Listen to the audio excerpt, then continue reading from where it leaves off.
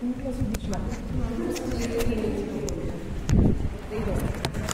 French revolution শুরু হচ্ছে, আমরা কজেস, হিস্টোরিওগ্রাফি, ফিলসফার্সের রোল এগুলো সব পড়ে নিয়েছি। ফরাসি বিপ্লব শুরু, হ্যাঁ একটা জিনিস বারবার দেখবো, which is a unique characteristic of the revolution, stand change করবে, মানে যাদের স্ট্যান্ড চেঞ্জ করবে না সেটা হচ্ছে দ্য থার্ড এস্টেট। থার্ড এস্টেটের মধ্যেও সাধারণ লোকজনেরা মোটামুটি একই রকমভাবে তারা কি সংশোধন বা রিফর্ম বলতে কী চাইছে, বা তারা নিজেদের পজিশন ইমপ্রুভমেন্ট বলতে কী চাইছে, এটা একই রকম থাকবে। কারণ পিরিয়ডটা কিন্তু অনেকটা, মানে 1787 থেকে 1799 এই পুরো পিরিয়ডটাকে ফ্রেঞ্চ রেভলিউশনের পুরো পিরিয়ড বলছে, এবং এটার মধ্যে কাউন্টার রেভলিউশন ইজ ইনক্লুডেড, মনে রাখবো। তাহলে 1787 থেকে যেটা শুরু হয় আস্তে আস্তে, মানে সেটাও আমরা অবশ্য করে ইভেন্টসের মধ্যে দিয়ে দেখব। সেখানে রাজার রোল কি, মানে তারপর ক্লার্জি ভূমিকা প্রায় কিছুই নেই, কিন্তু ক্লার্জি অথবা যে চার্চম্যান, যারা চার্চের যারা আধিকারিক বা কর্মী, তাদের মধ্যে একটা ডিভিশন হয়ে যাবে, সেটা আমরা দেখব। যারা একদম গ্রামে, বা যেগুলো গ্রামের চার্চগুলোকে বলা হয় প্যারিশ। কিছু তোমাদের কারোর কাছে মার্কার নেই? ও কোথা থেকে নিয়ে আসছে? 15 মিনিট এখন। কোথা থেকে? না, ফাইন্যান্স দেবে না, কিনে নিয়ে চলে এসো। 200 টাকার খুচরো দেবে? দেবে না, অনেক কথা বলবে তোমাকে। দাঁড়া 50 টাকা পেটে দিয়ে স্টেটে চট করে নিয়ে চলে এসো, চট করে নিয়ে আমার মার্কারটা লাগবে আজকে।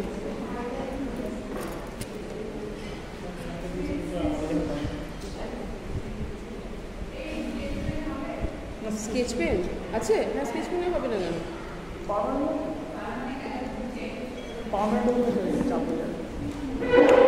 পার্মানেন্ট কিনা দেখছি, দাঁড়ো। একেবারে না, পার্মানেন্ট নয়, অসুবিধা নেই।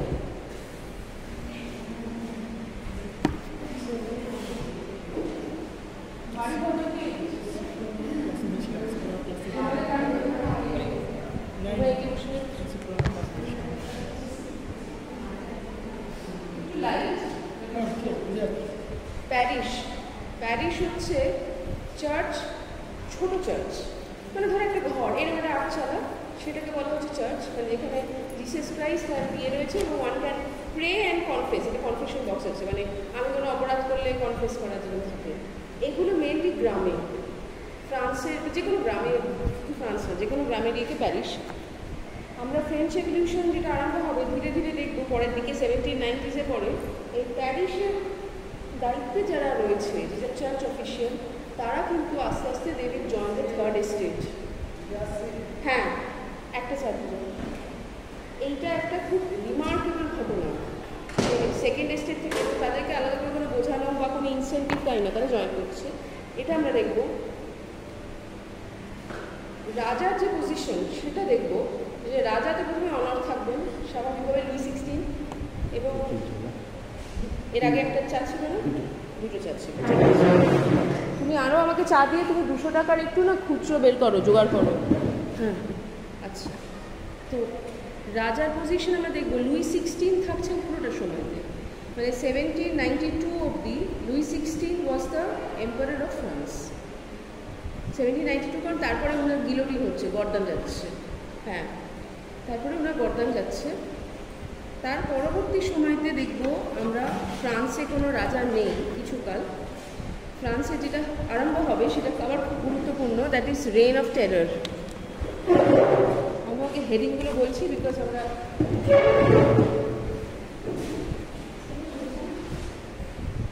রেইন মানে কেন তোরা রাজত্ব, মানে ভয়ের রাজত্ব। রেইন অফ টেরর, এটার যার কার্যকরী হয় তিনি হচ্ছেন রোবসপিয়ার।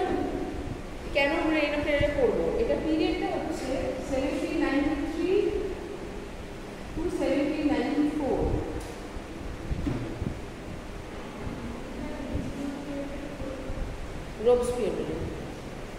রোবসপিয়ার হচ্ছে এটা, মানে হি ওয়াজ এ ফেস, মানে ওনার নেতৃত্বে এই রেইন অফ টেররটা শুরু হয় এবং চলে 1 বছর মতো, 1 বছর কি 10 মাস সেটা চলে, কি সেটাতে আমরা পরে আসবো। কিন্তু গিলোটিন অফ দ্য এম্পায়ারের পরের পিরিয়ড এটা, রেইন অফ টেরারের। এবং রেইন অফ টেরারের একটা কন্ট্রিবিউশনই ছিল গিলোটিন, মানে যখন আর রাজা কোনোভাবেই কোঅপারেট করছেন না, তখন রাজাকে রেখে লাভ নেই, কারণ রাজা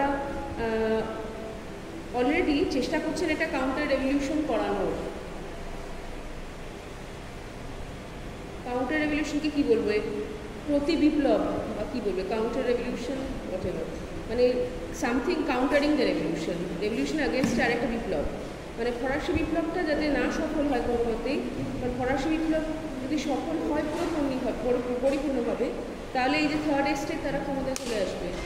এইটা যখন আস্তে আস্তে মনে হচ্ছিল সেটাই হতে চলেছে, তখন একটা কাউন্টার রেভলিউশনের ঝড় ওঠে ফ্রান্সের মধ্যে থেকেই, এবং that was led by the upper 2 estates, যেটা বোঝাও শক্ত নয়। হ্যাঁ, কারণ যাদের স্বার্থে ঘা পড়বে তারাই কাউন্টার রেভলিউশনের নেতৃত্ব দেবে, এবং সেখানে রাজা ছিলেন। তাই হচ্ছে গিলোটিনের reign of terror. Reign of terror হওয়ার পরে আমরা শেষের দিকে দেখবো, এবং একটা জিনিস হচ্ছে কাউন্টার রেভলিউশন শুরু হয়, যেটা আমরা ডিটেলে পড়বো। কাউন্টার রেভলিউশন শুরুটাই হচ্ছে যখন বিদ্রোহের আগুন, ফরাসি বিপ্লবের আগুন ফ্রান্সের বর্ডার পার করে ইউরোপে বিভিন্ন জায়গায় ছড়িয়ে পড়ছে। তাতে সেখানকার যে রাজাদের, মানে অন্যান্য জায়গা, ধরো বেলজিয়াম, নেদারল্যান্ডস, কাছাকাছি জায়গাগুলো, এবং গিয়ে গ্রেট ব্রিটেন, প্রত্যেকটা রাজাদের মুশকিল হচ্ছে, কারণ সেখানকার প্রজারা খেপে উঠছে। তারা বলছে যে আমরা কোঅপারেট করবো না যতক্ষণ না আমাদের স্বার্থ দেখা হয়। তার মানে এক জায়গায় রিফর্ম হলে অন্য জায়গায় রিফর্মের একটা দাবি উঠছে, সেই দাবিটা একটা দাবানলের মতো হচ্ছে। রেভলিউশনের কাজটাই তাই। তো সেটাকে কী করে আটকানো যায়, হাউ টু সাপ্রেস দ্যাট, মানে একটা আগুন ছড়াচ্ছে। তখন এই সেকেন্ড এস্টেটের এবং রাজা অবশ্য করেই তারা উস্কাচ্ছিলেন যে ওই দিক থেকে যদি ফরেন কান্ট্রিজরা তারা ইনভেড করে ফ্রান্সকে, খুব দেশদ্রোহী কাজ। আমাদের থেকেই আজকে যদি এরকম হয়, আমরা আমাদের দেশের, আমরা বলে নয়, কোনো দেশের সরকার যদি সেই দেশের জনগণকে কন্ট্রোল না করতে পারছে না, এমন একটা অবস্থায়, জনগণকে বলছি, সাধারণ লোককে, সেই অবস্থায় অন্যান্য যে বিদেশি দেশ তাদেরকে উস্কানি দেয় যে আপনারা অ্যাটাক করুন আমাদেরকে। প্রচণ্ড দেশদ্রোহী কাজ, কিন্তু সেটাই করা হয়েছিল তখন। ইটস এ কাউন্টার রেভলিউশন শুরু হচ্ছে, এবং আমরা তখন থেকে দেখব counter revolution went hand in hand, আমরা ডিটেলে পড়তে গিয়ে দেখবো, went hand in hand with a number of wars with Europe। তাহলে কাউন্টার রেভলিউশন শুরুটাই হচ্ছে এই উস্কানি দিয়ে, এবং তার ফলশ্রুতি হচ্ছে নেক্সট প্রায় 5-6 বছর ধরে ফ্রান্সের সঙ্গে ইউরোপে বিভিন্ন দেশে ক্রমাগত যুদ্ধ হচ্ছে। এই যুদ্ধ যা কিছু পরিস্থিতি, এবং শেষে গিয়ে দেখব যে মানে এম্পায়ার এই সমস্ত শেষ হবে with the coming of Napoleon তখন একজন ইয়াং জেনারেল, মানে যেই একটা পরিস্থিতি এসেছিল যে বিপ্লব আর ফরাসি বিপ্লবটাকে ছুঁড়ে ফেলে দেওয়া হবে, কারণ একদম টেক ওভার অফ প্যারিস। সেই সময় Napoleon stood between the revolution and the counter revolution. উনি এসে এই যারা বাইরের থেকে যে শক্তিগুলো তাদেরকে হারিয়ে দিয়েছিলেন। উনি খুব অসংসাহসী একজন নেতা ছিলেন। তো এবং তারপরে ডিরেক্টরি স্থাপন হয়, উনি নিজেকে কনসাল একমাত্র করেন, সেটা আমরা দেখব।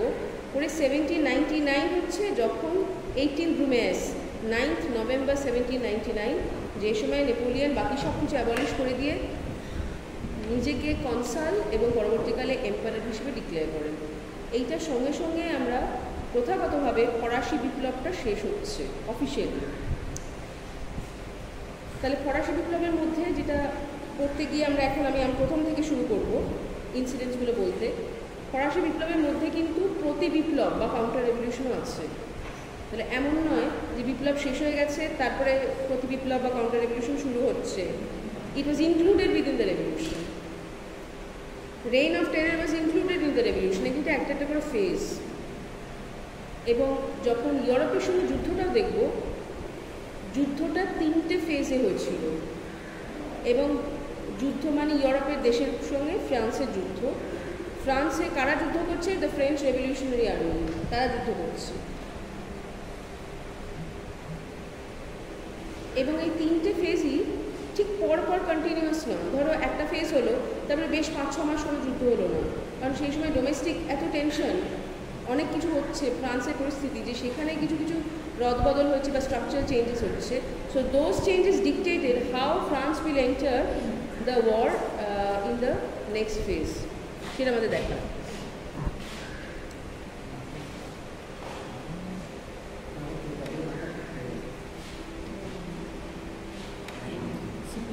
আচ্ছা,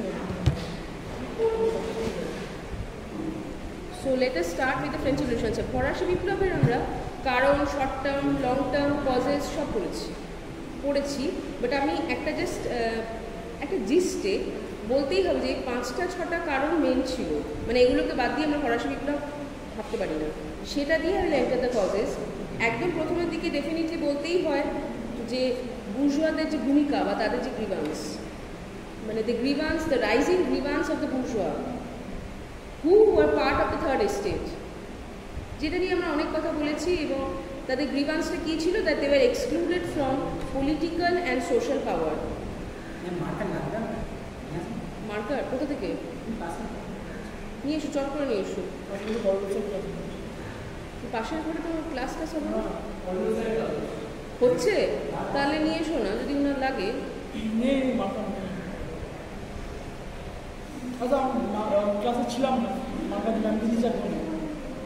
যাকে ঠিক আছে, সে আমি একটা মার্কার রেখে দেবো, কারণ মার্কার আমাদের লাগবে এরপর ক্লাসে আমি ক্যারি করবো।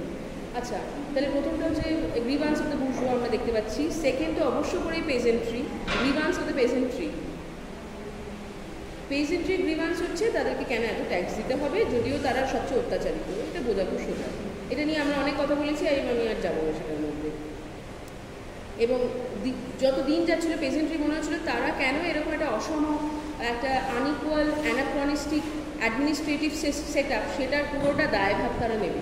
দায়ভার হবে ফাইন্যান্সিয়াল, মানে আমি টাকা দিচ্ছি ইন আ ওয়ে, এটা খুব আইরনিক, এখনও তাই। আমরা টাকা দেবো ফর দ্য প্রিজন সিস্টেম, তো প্রিজন সিস্টেম থেকেই on the basis of suspicion লোকেদেরকে জেলে যদি ভরা হয়, তাহলে ইটস লাইক আমি নিজেই টাকা দেবো যাদের জন্যে, মাইনের জন্যে বা প্রিজন স্কুলের জন্য, সেখানে আমাকেই রাখা হবে। It is like that. এবং এইটা আমাদের ক্ষেত্রে রিমোট হলেও for the third estate peasants এটা রোজকার ব্যাপার ছিল, যে অত্যাচারের মুখে তারা পড়তো। এটা তারা থার্ড ডেফিনেটলি। তৃতীয়টা কিন্তু ফিলসফিক্যাল, যেটা আমরা পড়েছিলাম যে রোল অফ ফিলসফার্স বা ফিলসফস।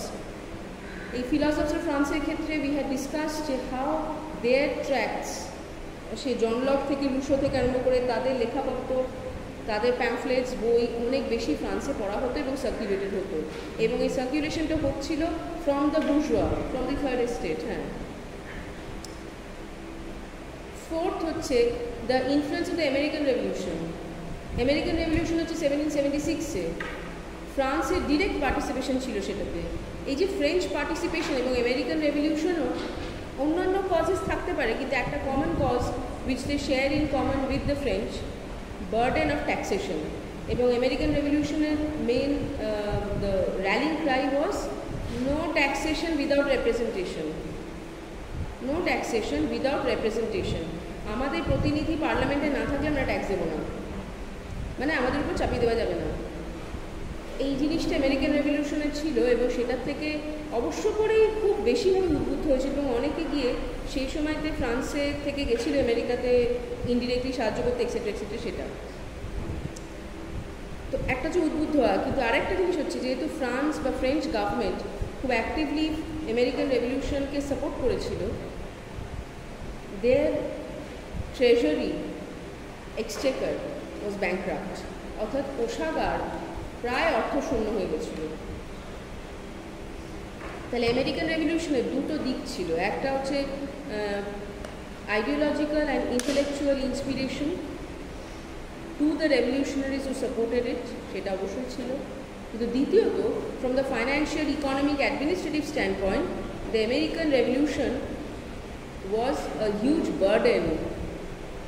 সেটাতে ফ্রান্স যোগদান করার ফলে, এবং করেছিল নিজেদের ইচ্ছেতে, বিকজ ইংল্যান্ডের সঙ্গে ফ্রান্সের যুদ্ধ হচ্ছিল, তো সেই সময় আমেরিকান কস্টটা was one of the causes of the war. তাদের কোষাগার সম্পূর্ণ প্রায় অর্থশূন্য, তাদের ট্যাক্সেশনের বার্ডেন আরও বাড়ছে, সেটা আমরা দেখতে পাই, সেটাও একটা definitely.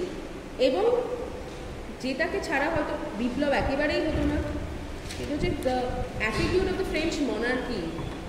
French monarchy was an absolute monarchy. আমরা দেখেছি আশিয়া রেজিমের একটি প্রোডাক্ট ফ্রেঞ্চ মনার্কি। তারা এতটাই অ্যারোগেন্ট ছিলেন যে তারা কোনোরকমভাবে কার ফোন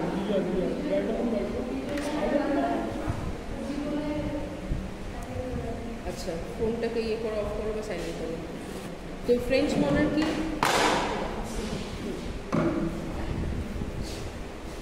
তারা অ্যাবসলিউট মনার্কি, এবং একটা প্রথা ছিল মোটামুটি এন্টায়ার মেডিয়েবল ইউরোপে, যেটা তোমরা নিশ্চয়ই জানো, যে সমস্ত রাজাই হচ্ছে ডিভাইনলি অর্ডার, মানে ঈশ্বরের বরপুত্র আমাদের এখানে ছিল। সেই ধারণাটা কিন্তু ভেঙে যাচ্ছিল, এবং রাজার বিরুদ্ধে একটা অসন্তোষ, বা রাজাকে একেবারেই ঈশ্বরের বরপুত্র নয়, পেয়েছো ফলো ছাড়া ওখান থেকে? আচ্ছা, থ্যাংক ইউ। বরপুত্র এই যে ধ্যান ধারণাটা ভাঙা, এবং সেটাতে শুধুমাত্র যে ফ্রেঞ্চ মনার্কি ক্ষতিগ্রস্ত হয়েছিল তা নয়, the entire monarchical set up came under scrutiny. তাহলে যিনি রাজা, তার কার্যকলাপে লোকেরা এতই বিরক্ত, এবং আস্তে আস্তে সহ্য করতে করতে সহ্যের শেষ সীমায় পৌঁছে গেছিল যে তারা শুধু সম্রাট নয়, রাজা বলা উচিত নয়, সম্রাট নয়, এন্টায়ার যে মানে তন্ত্র, অ্যাকচুয়ালি রাজতন্ত্রই বলা উচিত, মনার্কি, সেই সিস্টেমটার প্রতি তাদের একটা ক্ষোভ হচ্ছিল। এগুলো সব সারাউন্ডিং কজেস। এইবারে হচ্ছে একদম ফরাসি বিপ্লবে ঢুকতে হবে, যেখানে মেন একটা কজ যেটাকে ছাড়া বলা যায় না, যেটা দিয়ে ধরো আরম্ভ, হ্যাঁ যেটা দিয়ে আরম্ভ অবশ্যই, সেটা হচ্ছে ইকোনমিক, অর্থনৈতিক।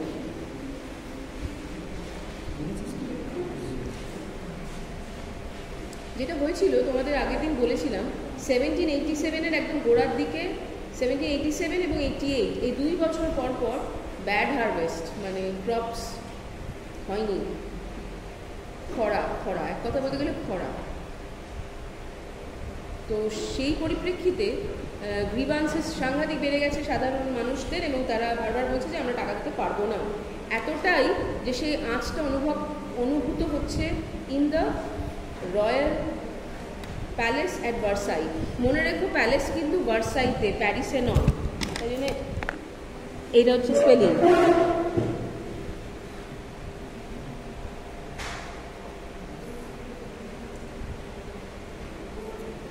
VER, আটটা বড় কাছে চলে এসছে। VER, VERSAILLES, Versailles. এই ভার্সাই হচ্ছে প্যারিসের থেকে 1 ঘন্টা মতো ডিস্টেন্স একটা জায়গা, যেখানে বিশাল, মানে প্রচণ্ড বিলাসবহুল একটি প্যালেস, সেটাই হচ্ছে প্যালেস। এবং এখন হচ্ছে সেটাই দ্য প্রেসিডেন্ট অফ ফ্রান্সের থাকার জায়গা, বসস্থান। মানে ওটা একটা দ্রষ্টব্য, সাংঘাতিক, দারুণ ইনফ্যাক্ট। কিন্তু যখন হচ্ছে মানুষের উপর অত্যাচার, তখন তো দারুণ লাগতে পারে না। তো সেই ভার্সাই অব্দি আঁচটা পৌঁছে গেছিলো মানুষজনদের যে একটা ইয়েতে।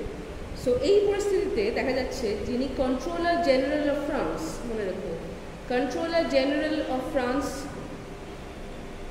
যিনি কন্ট্রোলার জেনারেল অফ ফাইন্যান্সও ছিলেন, আমাদের এখানেও আছেন সবসময়। ফাইন্যান্সের কন্ট্রোলার জেনারেল মানে যিনি সব সিদ্ধান্ত নেন, অবশ্যই রাজার অনুমতি সাপেক্ষ সেটা। তিনি ফেব্রুয়ারি 1787-এ একটা মিটিং কল করলেন। সেই মিটিংটা অবশ্য করেই সাধারণ লোকেদের নয়, ফেব্রুয়ারি 1787 একটা মিটিং কল করলেন অফ দ্য নোটেবলস, মানে গণ্যমান্য ব্যক্তিদের। গণ্যমান্য ব্যক্তিদের মধ্যে তোমার জমি, মানে ল্যান্ডলর্ডস আছে, নোবেলস আছে, চার্চে কিছু কিছু রিপ্রেজেন্টেটিভস আছে, মানে মেইনলি সেকেন্ড স্টেট। তাদেরকে ডাকা হলো, হ্যাঁ তাদেরকে ডাকা হচ্ছে, এবং ডেকে একটা ডিসিশন নেওয়া হলো যে এই যে এত একটা জনরোষ বা জনক্ষোভ, এটাকে মেন দিল অর্থনৈতিক, তাহলে এটাকে একটা কোথাও কন্টেন করা উচিত, and we need to give certain reforms, কিছু কিছু সংশোধন করা উচিত, যেটা অর্থনৈতিক সংশোধন। সেটা কী করে করতে পারে? একটা ডিসিশন নেওয়া হলো ওটাদের মধ্যে যে প্রিভিলেজ ক্লাসেসের উপরে যে ট্যাক্সেশন, সেটা মাত্রা একটু দেওয়া উচিত। প্রিভিলেজ ক্লাসেসকে ট্যাক্স দিতে বলা উচিত, চার্চ কিন্তু নয়, চার্চ এক্সেম্পটেড। নোবেলস, এদেরকে একটা ট্যাক্স দিতে হতো, কিন্তু সেটা একেবারে ন্যূনতম ট্যাক্স বলা হলো, সেই পরিমাণটা বাড়ানো উচিত, যাতে থার্ড স্টেটে মনে হয় যে আমরা শুধু একা নয়, এদেরকেও দিতে হচ্ছে, কারণ এদের তো জনক্ষোভ বাড়ছে এই একটা জায়গাতে। এখানে আমরা দেখব। কিন্তু যে নোটেবলস মানে যারা গণ্যমান্য ব্যক্তিরা এসেছিল তারা রাজি হবে কেন বেশি ট্যাক্স দিতে? তারা বললো আমরা এভাবে একটা ইনফর্মাল আলোচনার মধ্যে যাব না, we should call a proper assembly. সেইখান থেকে প্রথমবার 1614 সালের পরে ন্যাশনাল অ্যাসেম্বলি মিট করলো। ন্যাশনাল অ্যাসেম্বলি হচ্ছে পার্লামেন্ট ফ্রান্সে। ভাবো 1614-এর পরে প্রথম মিট করছে 1787-এ, 140-45 বছর পর। তাহলে দি অ্যামাউন্ট অফ মানে অ্যাবসলিউট মনার্কি, যে ডেসপটিক, যে তার মানে পার্লামেন্টের দরকারই নেই, নিজে নিজে সব ডিসিশন। তাহলে মনে রেখো ন্যাশনাল অ্যাসেম্বলি মানে হচ্ছে ফ্রেঞ্চ পার্লামেন্ট, কারণ এরপরে অনেকগুলো টার্ম চেঞ্জ হবে। ন্যাশনাল অ্যাসেম্বলি যেটা অলরেডি ছিল। ন্যাশনাল অ্যাসেম্বলি কিন্তু বিপ্লবের প্রোডাক্ট নয়, ফ্রেঞ্চ রেভলিউশন প্রোডাক্ট নয়, ইট ওয়াজ অলরেডি দেয়ার, কিন্তু সেটাকে ডাকা হয়নি, কনভেন করা হয়নি এত বছর। 1787 এই মিটিংটার পরে যখন নোটেবলসরা রিফিউজ করলো ওভাবে ডিসিশন নিতে, তারা বললো থ্রু ন্যাশনাল অ্যাসেম্বলি ইস্যু দিয়ে সেখানে আনা হোক। এবং এই ন্যাশনাল অ্যাসেম্বলি এসে তারা বললো যে there should be a change in the finance ministry, কারণ এই যে ফাইন্যান্স মিনিস্টার যেভাবে ডিসিশনস নিচ্ছে সেটা সাধারণ লোক কেন, ফ্রান্সের জন্য খুব একটা ভালো হচ্ছে না। এইটা নিয়ে কাকে করা হবে কি না করা হবে এটা নিয়ে যখন আলোচনা হচ্ছে সেই সময়তে 1788-এ সামারে, মানে এই সময়তে মে জুন মাসে, 1788 মে জুন মাসে সাধারণ লোকেদের মধ্যে রায়ট শুরু হয়ে যায়, রায়টস। এবং মনে রেখো সেই বছরটাও কিন্তু ইয়ার অফ নন হারভেস্ট, শস্য হয়নি।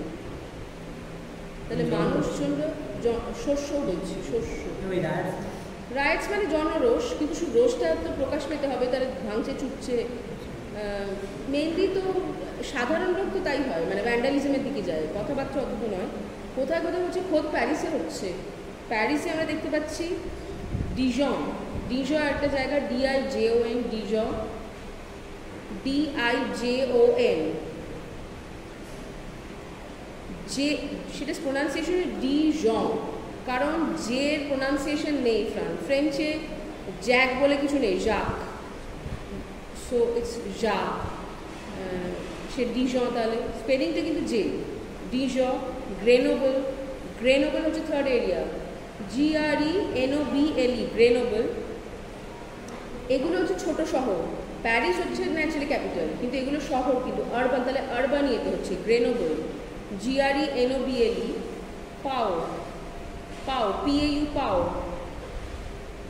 টুলং, টুলং খুব ভালো, ভালো মানে হচ্ছে ইন্টেলেকচুয়ালি খুব ভালো, এখনও টুলং ইউনিভার্সিটি আছে। টুলং, TOULOUSC, টুলং, TOULOUSC, টুলং।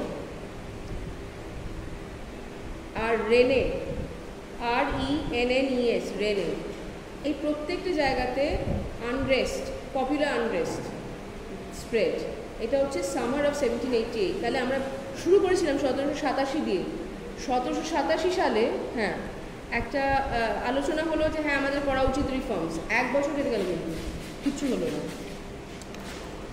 1788-এ যখন এইগুলো হচ্ছে সেই সময়তে Louis 16 had to submit or admit the idea যে হ্যাঁ ফাইন্যান্স মিনিস্টারের একটা চেঞ্জ দরকার এক্ষুনি।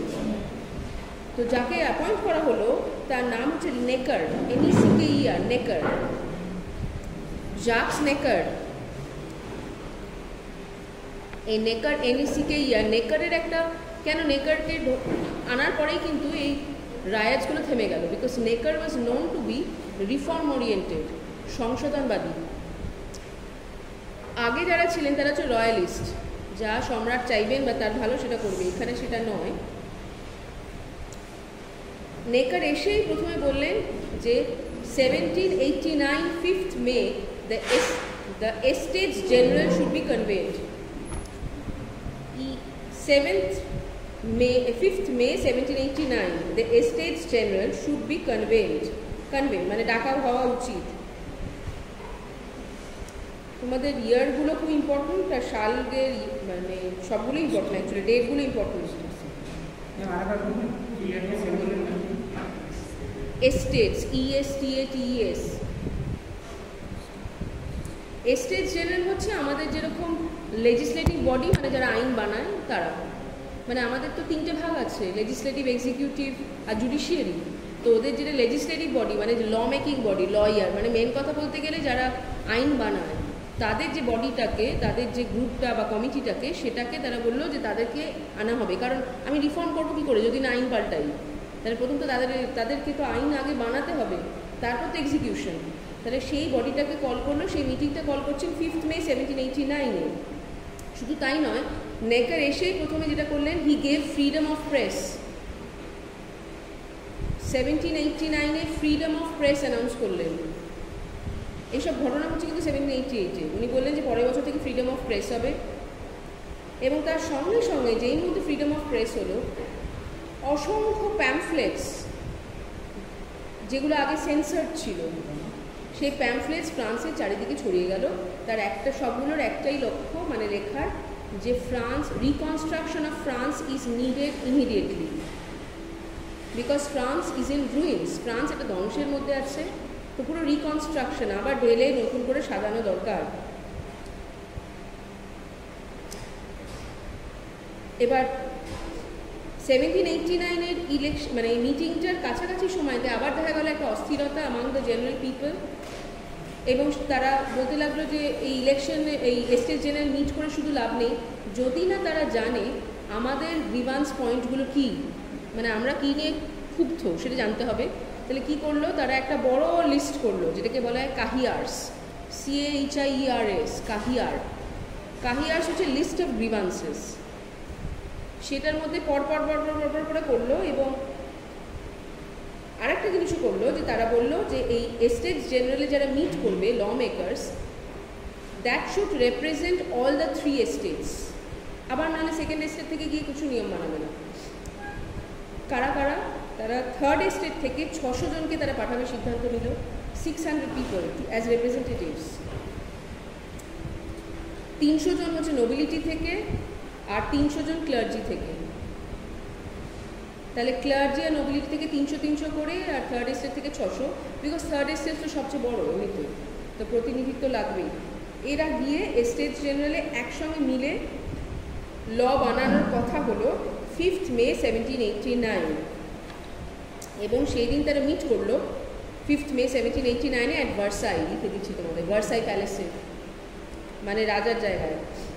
কিন্তু সেখানে 3টে গ্রুপ নিল, তো 3টে স্টেটস, কিন্তু কিন্তু ল হলো না। ল হলো না কেন? ভোট করার আগে যে কি ল বানানো হবে তার আগে একটা সিদ্ধান্ত নিতে হতো যে কাদের তরফের আইনটা বেশি প্রাধান্য পাবে, বা কোনটাকে অ্যাকচুয়ালি আমরা আইন হিসেবে মানব। একটা ভোটিং হবে তো তাতে। ধরো তুমি একরকম কথা বললে, এই ধরো দুটো, এই তো 3 জনেই আছি, আমি একটা স্টেট, হ্যাঁ আমি একটা স্টেট, তোমরা আরেকটা স্টেট, তোমরা আরেকটা স্টেট। তো এই 3টে স্টেট, 3 জনে একটা কোনো ইস্যুতে যদি একটা বক্স থাকে, ব্যালট বক্সে ভোট দিতে বলা হয়, প্রশ্নটা হলো যে কী বেসিসে ভোটটা কাউন্ট করা হবে। এখানে একটা ডিভিশন হয়ে গেল। একটা দিকে হচ্ছে যদি বলা হলো if the vote is counted per head, মানে যেটা এখন যেরকম তোমার মানে মাথা পিছু একটি ভোট, সেটা যদি হয় তাহলে থার্ড এস্টেট হ্যান্ডস ডাউন জিতবে। কারণ থার্ড এস্টেটে এত জনসংখ্যা লোক, এবং এত জনসংখ্যা বাইরে থাক, শুধু তাই নয় তাদের 600 জন গেছে প্রতিনিধিত্ব, তাহলে ভোট হওয়ার দরকারই নেই, এমনিতেই বোঝা যাচ্ছে যে তাদের পক্ষে জিতবে। আর যদি সেটা না হয় তাহলে ইট উইল বি আ টাই হবে, ড্র। বিকজ যদি ব্লক ওয়াইজ হয় যে দুটো স্টেট, তাহলে সেকেন্ড আর ফার্স্ট স্টেটে একসঙ্গে দেবে ভোট। তাহলে ফার্স্ট আর সেকেন্ড স্টেট মিলে থার্ড স্টেটকে হয় হারিয়ে দেবে, কারণ 2:1। কোনটা করা হবে তাহলে? ব্লক হিসেবে দেখা হবে না পার হেড ভোটিং? এইটা নিয়ে প্রচণ্ড বিস্তর গোলমাল হলো ভার্সাই প্যালেসে। তো বিফোর উই প্রসিড, একটা জিনিস দেখো, এই যে উপরে দুটো স্টেট তারা যে রাজি হলো আদৌ থার্ড স্টেটের সঙ্গে এসে স্টেট জেনারেলে করতে, এই কোঅপারেশনটা কিন্তু was not organic or was not spontaneous, it was synthetic, মানে আর্টিফিশিয়াল। সিনথেটিক মানে আর্টিফিশিয়াল। হ্যাঁ, আর্টিফিশিয়াল কেন? যে প্রথম চ্যালেঞ্জটাতেই দ্য ইউনিটি ব্রোক ডাউন, না তো হতো না। আগে তো কথা ভাবনা এই সমস্ত হতো, এবং আমরা দেখব যে 5 মেতে কিচ্ছু হলো না। 5th মে থেকে 17ই জুন এরা একে অপরের সঙ্গে আলোচনা করতে লাগলো, এবং 17 June 1789 forced the third estate to declare itself as the National Assembly. তারা বললো আমরা ওদের সঙ্গে আর যাব না বাকি দুটো স্টেটের সঙ্গে, because they are not meaning or trying to do anything constructive ফ্রান্সের জন্য। কিছু করে 1 মাস ধরে আলোচনা হচ্ছে, 1 মাসের উপর। তাহলে নিজেদেরকে ন্যাশনাল অ্যাসেম্বলি হিসেবে ডিক্লেয়ার করলো 17ই জুন 1789। তাহলে এর আগের ডেটটা ছিল 5th মে, যেখানে তারা অ্যাসেম্বল করেছিল। তাতে কোনো ফল হলো না, আলোচনা হলো, 17ই জুন হলো সেটা। এবং সেখানে এইখানে বলতে হবে যেটা, যে third estate here receive support from an unexpected quarter from the priest, parish priest. আমি প্রথমে লিখি যে প্যারিশ বলতে কী বোঝায়, একদম খুব হালকা যদিও। প্যারিশ মানে আমি যারা পরে এসছে বলে দিচ্ছি, যে সমস্ত ছোট ছোট চার্চ, মানে একদম একটা, হ্যাঁ, 1 রুম চার্চ বা কিছু, যেগুলো গ্রাম বা একদম ছোট শহরে থাকতো, সেগুলো তাদের প্রিস্টরা দরিদ্র হতো, তারা জয়েন করলো এই থার্ড এস্টেটকে সেই সময়তে, কিন্তু দরিদ্র হতো। But this parish priest nonetheless belong to the first estate, যেহেতু তারা ক্লার্জির পার্ট, তারা সেখান থেকে বেরিয়ে এসে থার্ড এস্টেটকে এই ন্যাশনাল অ্যাসেম্বলি গঠনে সমর্থন জানালো। তাই এই প্রথমবার আমরা একটু দেখছি একটা লিকুইডিটি অথবা ফ্লুইডিটি অ্যামাং দি এস্টেটস, এটা আমাদের নোট করা দরকার। করে তখন ন্যাশনাল অ্যাসেম্বলি কোথায় মিট করবে, তারা সিদ্ধান্ত নিল আমাদের বাকি এস্টেটকে দরকার নেই, আমরাই নিয়ম বানাবো। কিসের নিয়ম? অর্থনৈতিক সংস্কার, ইকোনমিক রিফর্মসের। এবার মিট করতে হবে তো কোথাও, তারা যাতে কোনো মিট না করতে পারে, দ্য ভার্সাইল প্যালেস ওয়াজ লক করে দেওয়া হলো। তোমরা যদি ক্লাস না করতে পারো বলে যদি লক করে দেয়, ইটস লাইক দ্যাট, অফিসিয়াল জায়গা সব লক করে দেওয়া হলো, কোথাও ঢুকতে পারবে না। তখন বললো তো আমাদের দরকার নেই, we will meet in the tennis court. This became very important and very much known, famous as the tennis court oath. Tennis কোর্টে সবাই সমাবেশ হলো, এবং সেটা প্যালেসের টেনিস কোর্টে কিন্তু। এবং এই টেনিস কোর্ট ওথ যেটা হলো, টেনিস কোর্ট ওথের থেকে বলতে পারো লাইন্স ওয়ার ড্রন, যে থার্ড এস্টেট মোটামুটি মনে মনে এই জায়গাটায় একটা কোথাও একটা সিদ্ধান্তে পৌঁছালো যে যাই হোক না কেন আমরা নিশ্চিত যে আমরা বাকি দুটো স্টেটে সাপোর্ট পাবো না, কিন্তু তাহলে কি আমরা সাপোর্ট ছাড়া এগোবো না এগোবো? তো তাদের মধ্যে একটা ইয়ে হলো যে ঐক্য হলো যে আমরা এগোবো, সেটা আমরা দেখতে পাচ্ছি। এবং June 20, 1789 tennis court oath, 20 June. তাহলে 17 জুন অবধি একটা বিটার স্ট্রাগল চললো। 3 দিনের মাথায় তারা ন্যাশনাল অ্যাসেম্বলি নিয়ে তারা ওখানে মিট করলো, টেনিস কোর্ট ওথ হচ্ছে। এবং তারা কি বললো, সেখানে বললো যে আমরা কিছুতেই হাল ছাড়বো না যতক্ষণ না France gets a new constitution, সংবিধান পায়। তাহলে one thing is clear, the third estate from the beginning, unlike what the other estates wanted to say, the third estate from the beginning wanted to take the revolution on a legal footing. নাহলে কনস্টিটিউশনের কথা তো বলছে না। কনস্টিটিউশনের কথা যদি বলছে তার মানে কিন্তু একদম প্রথম থেকে একটা বৈধতামূলক বা লেজিটিমেট গ্রাউন্ডে বিপ্লবটা তারা চালাতে চাইছে। তারা কিন্তু কোনো রকমের রায়াটসের মধ্যে দিয়ে বা জোর করে সবাই মিলে, যদি সবাই মিলে করতো তাহলে কি রাজা তখন আটকাতে পারতো না কিন্তু সেটা তারা করেনি, তারা লিগাল ইয়েতে প্রসিড করছে। সো এটা মনে রেখো যে this revolutionaries were people who were inspired by the philosophers. এবং প্রত্যেকটা ফিলসফার বারবার বলেছেন বিভিন্ন জায়গাতে যে freedom is a birthright, ঠিক কথা, এবং সেটা কেউ না দিলে ছিনিয়ে আনবে, সেটাও সত্যি কথা, কিন্তু আইনি বা আইনের পথে বা লিগাল ওয়েতে যাওয়া দরকার। এটা তাদের ভীষণভাবে এই জিনিসটার ইমপ্রিন্ট ছিল।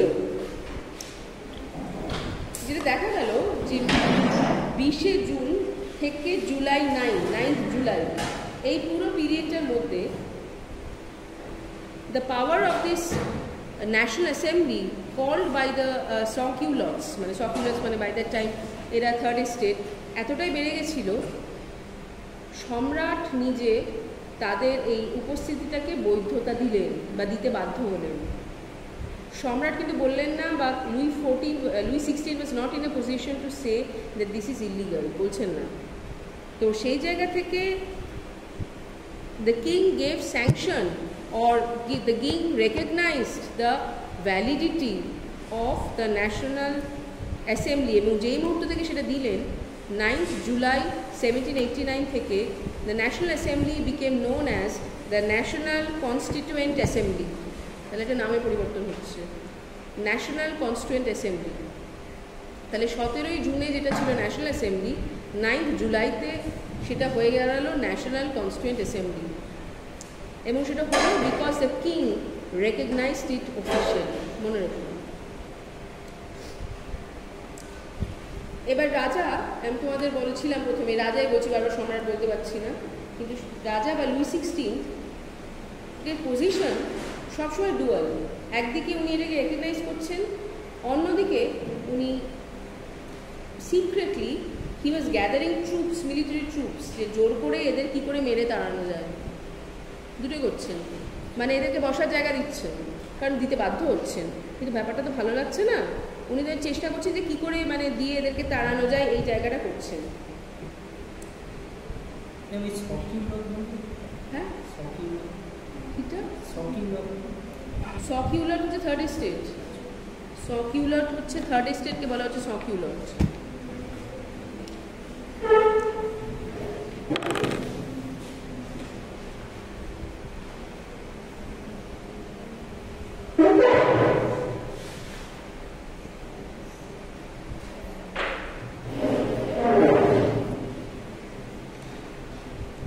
থার্ড স্টেট, এবং থার্ড স্টেটের মধ্যেও পুরো থার্ড স্টেট নয়, থার্ড স্টেটের মধ্যে যারা চাষা, যারা লেবারার, যারা মাইনার, ওয়ার্কার্স, কারিগর, তাদেরকে বলা হচ্ছে। ট্রেডার্স, মার্চেন্টস, এদেরকে বলা হচ্ছে না। দেবার মানে বুর্জোয়াকে বলা হচ্ছে না, কিন্তু দেবার হচ্ছে পার্ট অফ থার্ড স্টেট, কিন্তু একদম থার্ড স্টেটেরও একদম নিচের দিকে যেটা। এবার 9th জুলাই থেকে দেখব জুলাই, অগস্ট, সেপ্টেম্বর, এই সময়টা, পুরো সময়টা জুড়ে পুরো এন্টায়ার ফ্রান্স এটা থমথমের সময়। কারণ এই পুরো পিরিয়ডটাতে, হ্যাঁ, সম্রাট জুলাই মাসে 9 জুলাই একটা বৈধতা দিয়ে দিলেন, হ্যাঁ তোমাদের করছি, কিন্তু তারপরে কিন্তু আর কিছু করলেন না। এবং বিভিন্ন জায়গা থেকে নানা রকমের গুজব নয়, actually it was true, but at that time it was treated as a rumour, ছুড়ে মানে এরকম আসতে লাগলো উড়ে, that the king is planning to send armies to imprison the common people. যে কোনো সময় বন্দী হতে পারে, যে কোনো সময় অ্যাটাক হতে পারে। তাহলে জুলাই থেকে মোটামুটি সেপ্টেম্বর, এই দুটো পিরিয়ডে সময়তে আমরা দেখব একটা খুব ভয়ের আবহাওয়া, which became known as the great fear. Great fear এটাকে বলা হয়, এই পিরিয়ডটাকে গ্রেট ফিয়ার। এটা খুব থমথমে। গ্রামে যে চাষি আছে যে প্রতিবাদ করেছে, শহরের যে মাইনার, যে খনি মজুর, যে কারিগর, তাদের যে কোনো সময়তে they use to look behind their back continuously, যে কোনো সময়তে হয়তো রাজার পেয়াদা এসে টেনে নিয়ে যাবে, বা আমার বাড়ি তছনছ করে দেবে, বা আমার ল্যান্ড নিয়ে নেবে। এটা ভীতি সাংঘাতিক ছিল, বিকজ এটা কারণও ছিল। সেটা কারণটা ছিল কারণ তাদের খালি মনে হচ্ছিল শুধু রাজা একা নয়, অ্যারিস্টোক্র্যাটস টুগেদার আর উইথ দ্য কিং, এবং they sense that there is an aristocratic conspiracy. একটা অ্যারিস্টোক্র্যাটিক কনস্পিরেসি, কনস্পিরেসি মানে ষড়যন্ত্র, একটা ষড়যন্ত্র হচ্ছে against the third estate, সেইটা তারা আঁচ পাচ্ছিল। এবং সেই পিরিয়ডটাকে তাই পুরোপুরি বলা হচ্ছে গ্রেট ফিয়ার, আমরা বলছি সেটাতে। এবং সাংঘাতিক প্যানিক স্ট্রিকেন ছিল। তাদের যে আশঙ্কা অমূলক নয় সেটা বোঝা গেল যখন নেকারকে ডিসমিস করলেন রাজা। নেকার, তোমাদের যদি মনে থাকে একটু আগে বলেছি, ফাইন্যান্স মিনিস্টার, যিনি রিফর্ম ওরিয়েন্টেড বলে তাকে নিয়ে আসা হয়েছিল, তো নেকারকে ডিসমিস করে দিলেন। তো এটার সঙ্গে সঙ্গে সাধারণ লোকেরা বুঝতে পারলো যে now it is their turn. Violence, the royal violence, মানে violence legitimized by the king will start any time। তাহলে সেটাকে অ্যান্টিসিপেট করে 14ই July 1789 they stormed the Bastille, যেটাকে বাস্তিল ডে বলা হয়। 14 জুলাই 1789। বাস্তিল হচ্ছে প্রিজন, যেটা শহর প্যারিসের মধ্যে নয়, প্যারিস থেকে একটু বেরিয়ে। বাস্তিল দুর্গ, একটা দুর্গের মধ্যে পুরে রাখা হয়েছিল মেনলি বুর্জোয়া এবং থার্ড এস্টেটের সবাইকে। তারা গিয়ে একদম প্রিজন ভেঙে তাদেরকে নিয়ে বের করে আনলো। কারণ তাদের ভীতিটা হলো দুটো, যে একবার যদি একটা যেটাকে বলা হয় অত্যাচার বা ভায়োলেন্সটা আরম্ভ হয়, তাহলে প্রথম হচ্ছে যারা তাদের মেম্বার্সরা জেলে আছে, জেলে মেরে দেবে, খুন করিয়ে দেবে। তাহলে জেল থেকে তাদেরকে বের করা দরকার। এক। দ্বিতীয়ত এরা বেরোলে they will add support to the third estate, সেটাও that is also there. Bourgeois ছিল, লোয়ার ক্লাসেস ছিল, মানে মেনলি থার্ড এস্টেট। কারা বার করতে পারে, কারা বার করতে পারে? প্রশ্ন করার আগে ভেবে বলবে। রাজা গেলেন না, এমনি জিজ্ঞেস করতে পারো না। ইফ ইউ আর ফলোয়িং ইট তাহলে নট আ মেকানিক্যাল প্রসেস। কে করতে পারে? রাজা গিয়ে কি ভেঙে বাস্তিল দুর্গ থেকে নিয়ে আসবেন আশঙ্কা যে তারা খুন হবে? কে করতে পারে ভেবে বলো? একদম থার্ড এস্টেট। থার্ড এস্টেট গিয়ে তখন করবে। থার্ড এস্টেট ছাড়া কি করে হবে? এবং সেইটা এটাকে Bastille the great attack on Bastille অথবা বাস্তিল ডে হিসেবে সেটা সেলিব্রেটেড হয় এখনও। ইনফ্যাক্ট এই বছর নয়, লাস্ট ইয়ারে তো আমাদের prime minister was invited on Bastille day ফ্রান্সে। মানে it is no less than a national day, it is called a national day, কারণ মনে করা হয় ওটা প্রথম স্ট্রাইক আগেনস্ট মনার্কি ওইভাবে অফিসিয়ালি। এখানে আমরা দেখব বাস্তিল দুর্গ পতন বা বাস্তিল জেল যে ভাঙচুর হলো, তারপর থেকে রাজা মানে লুই 16 গট আ মেসেজ। তিনি বললেন যে ঠিক আছে, I recognise the sovereignty of the third estate people, মানে সাধারণ লোকেদের এক্সেট্রা এক্সেট্রা এই সমস্ত বললেন। এবং এই গ্রেট ফিয়ারের ফলে এই 2 মাসে আমরা দেখব জুলাই থেকে সেপ্টেম্বরের মধ্যে একটা তো বাস্তিল হলো, সেকেন্ড হচ্ছে we find the feudal lords of France being attacked by their subjects. মানে সাধারণ যারা প্রজা তারা বিভিন্নভাবে নন কোঅপারেট করতে আরম্ভ করলো এবং অ্যাটাক করতে লাগলো তাদের ফিউডাল লর্ডসদের। এবং অ্যাটাকগুলোর লক্ষ্য ছিল হচ্ছে যে ফিউডাল লর্ডরা যেহেতু সেকেন্ড এস্টেট, তাহলে তারা সবসময়তেই হচ্ছে থার্ড এস্টেটের বিপক্ষে। তাই কোনো যদি যুদ্ধ হয় যেটা সিভিল ওয়ার, তাহলে তারা তো তাদের অস্ত্রশস্ত্র সব নিয়ে আমাদেরকেই মারবে।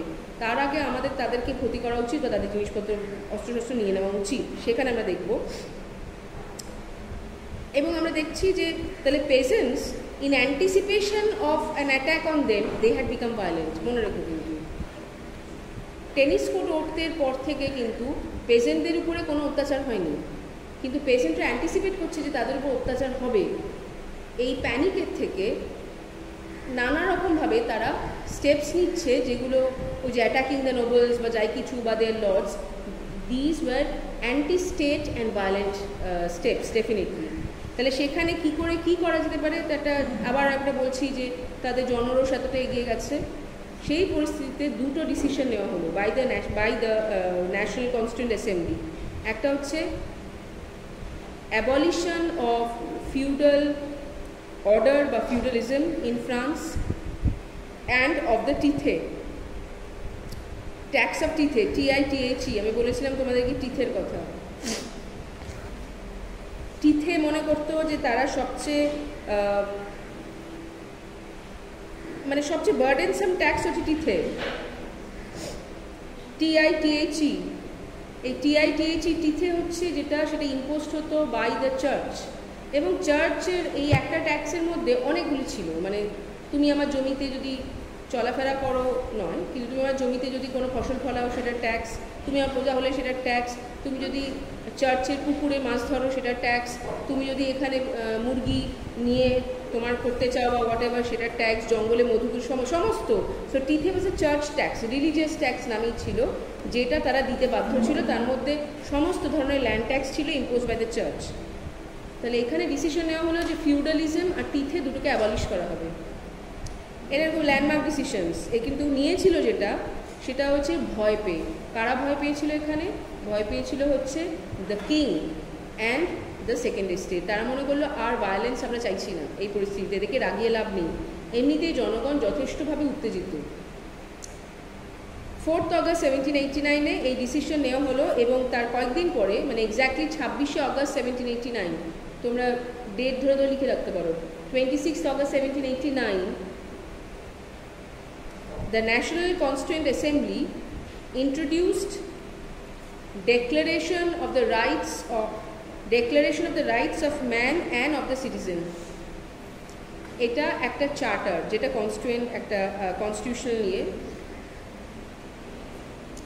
Declaration of the Rights of Man, M capital, and of the Citizen। হ্যাঁ, এই declaration of the rights of man and citizen হচ্ছে দ্য মেইন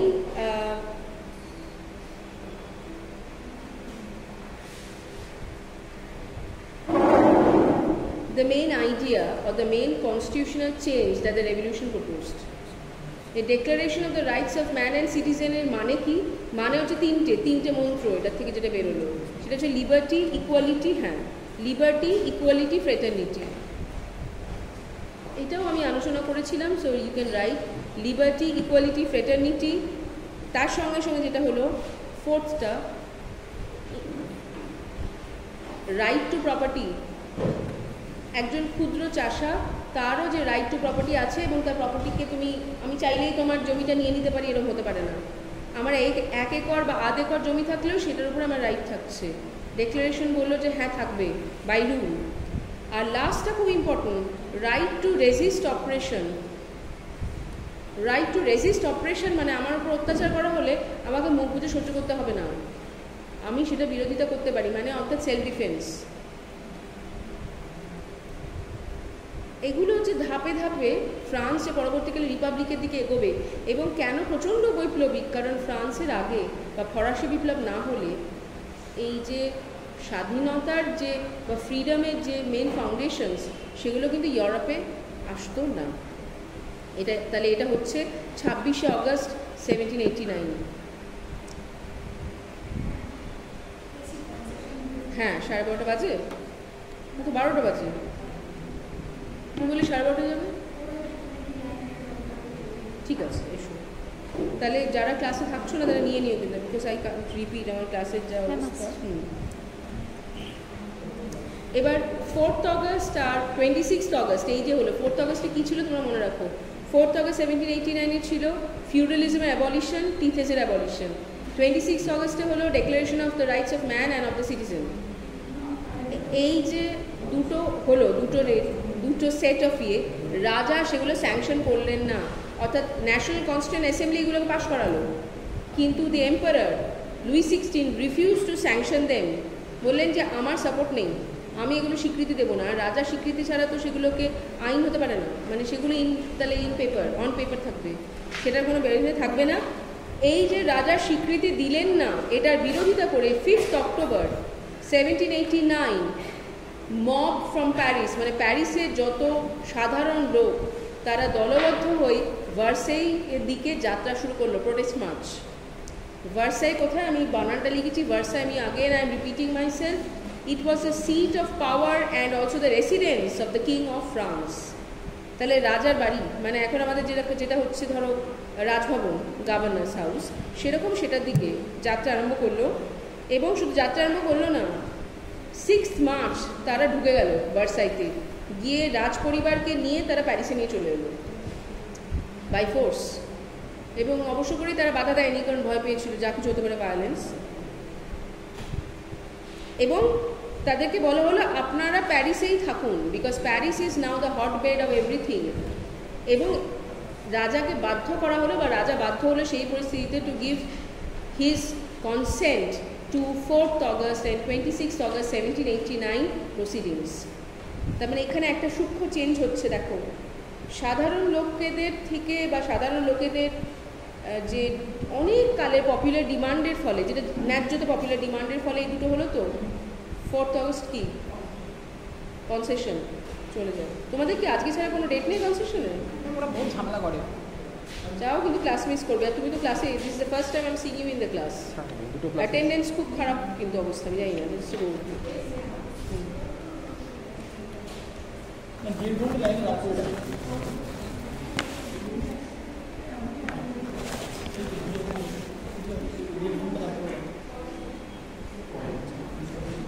প্রতিদিন 10 জন দিলে আমার 3 নম্বরে ছিল 1.5 ঘন্টা রাত করেই থেকে যে কোনো জায়গায় সরকারের ব্যাপার হচ্ছে তাদের পাওয়ার সেন্সটা আসে দাঁড় করে রাখার থেকে। এখানেও আমরা করবো, কুইক প্রসিডিংস হলে হয় না। How will you realise then? কেউ তো বলছে না আমি government, how will you realise I am the government standard? এটা কিছু করার নেই, এটাকে মেনে নাও, ভালো করে গল্প করে দাঁড়িয়ে আছে। শোনো, 4th August আর 26 এটা হয়ে গেল। যেটা বলছিলাম একটা সূক্ষ্ম পরিবর্তনটা হচ্ছে, একটা national assembly, national constituent assembly, সেটার ক্ষমতাটা কিন্তু কিছুটা হলেও তাহলে রাজার ক্ষমতা থেকে একটু বেশি হয়ে যাচ্ছে, কারণ তারা যে ডিক্রিগুলো পাস করছে দ্যাট ইজ স্টেইং। আর রাজা প্রথমে না করলেও সেটা মানতে বাধ্য হচ্ছে। শুধু না, তাকে তার নিজের পৈতৃক বাড়ি ছেড়ে, মানে রাজপ্রাসাদ ছেড়ে আসতে হচ্ছে প্যারিসে। প্যারিসেও তো প্রাসাদ আছে, এমন নয় যে অন্য কোথাও থাকছেন, কিন্তু আছে, যাই হোক, হোয়াট এভার। এবং এই যে national constituent assembly could actually score a victory over the consent of the emperor, that started a new political culture known as the political culture of the revolution. বিপ্লবের একটা নতুন রাজনৈতিক সংস্কৃতি আরম্ভ হলো। রাজনৈতিক সংস্কৃতিটা আরম্ভ হলো মানে আমরা বুঝবো কি করে? থ্রু প্যামফ্লেটস। প্রায় প্রত্যেকটা প্রেস থেকে, এবং প্রেসগুলো এসেনশিয়ালি যে অফিসিয়াল প্রেস তা নয়, বাড়িতে, ছাপাখানা বাড়িতে হাতে লেখা প্যামফ্লেটস।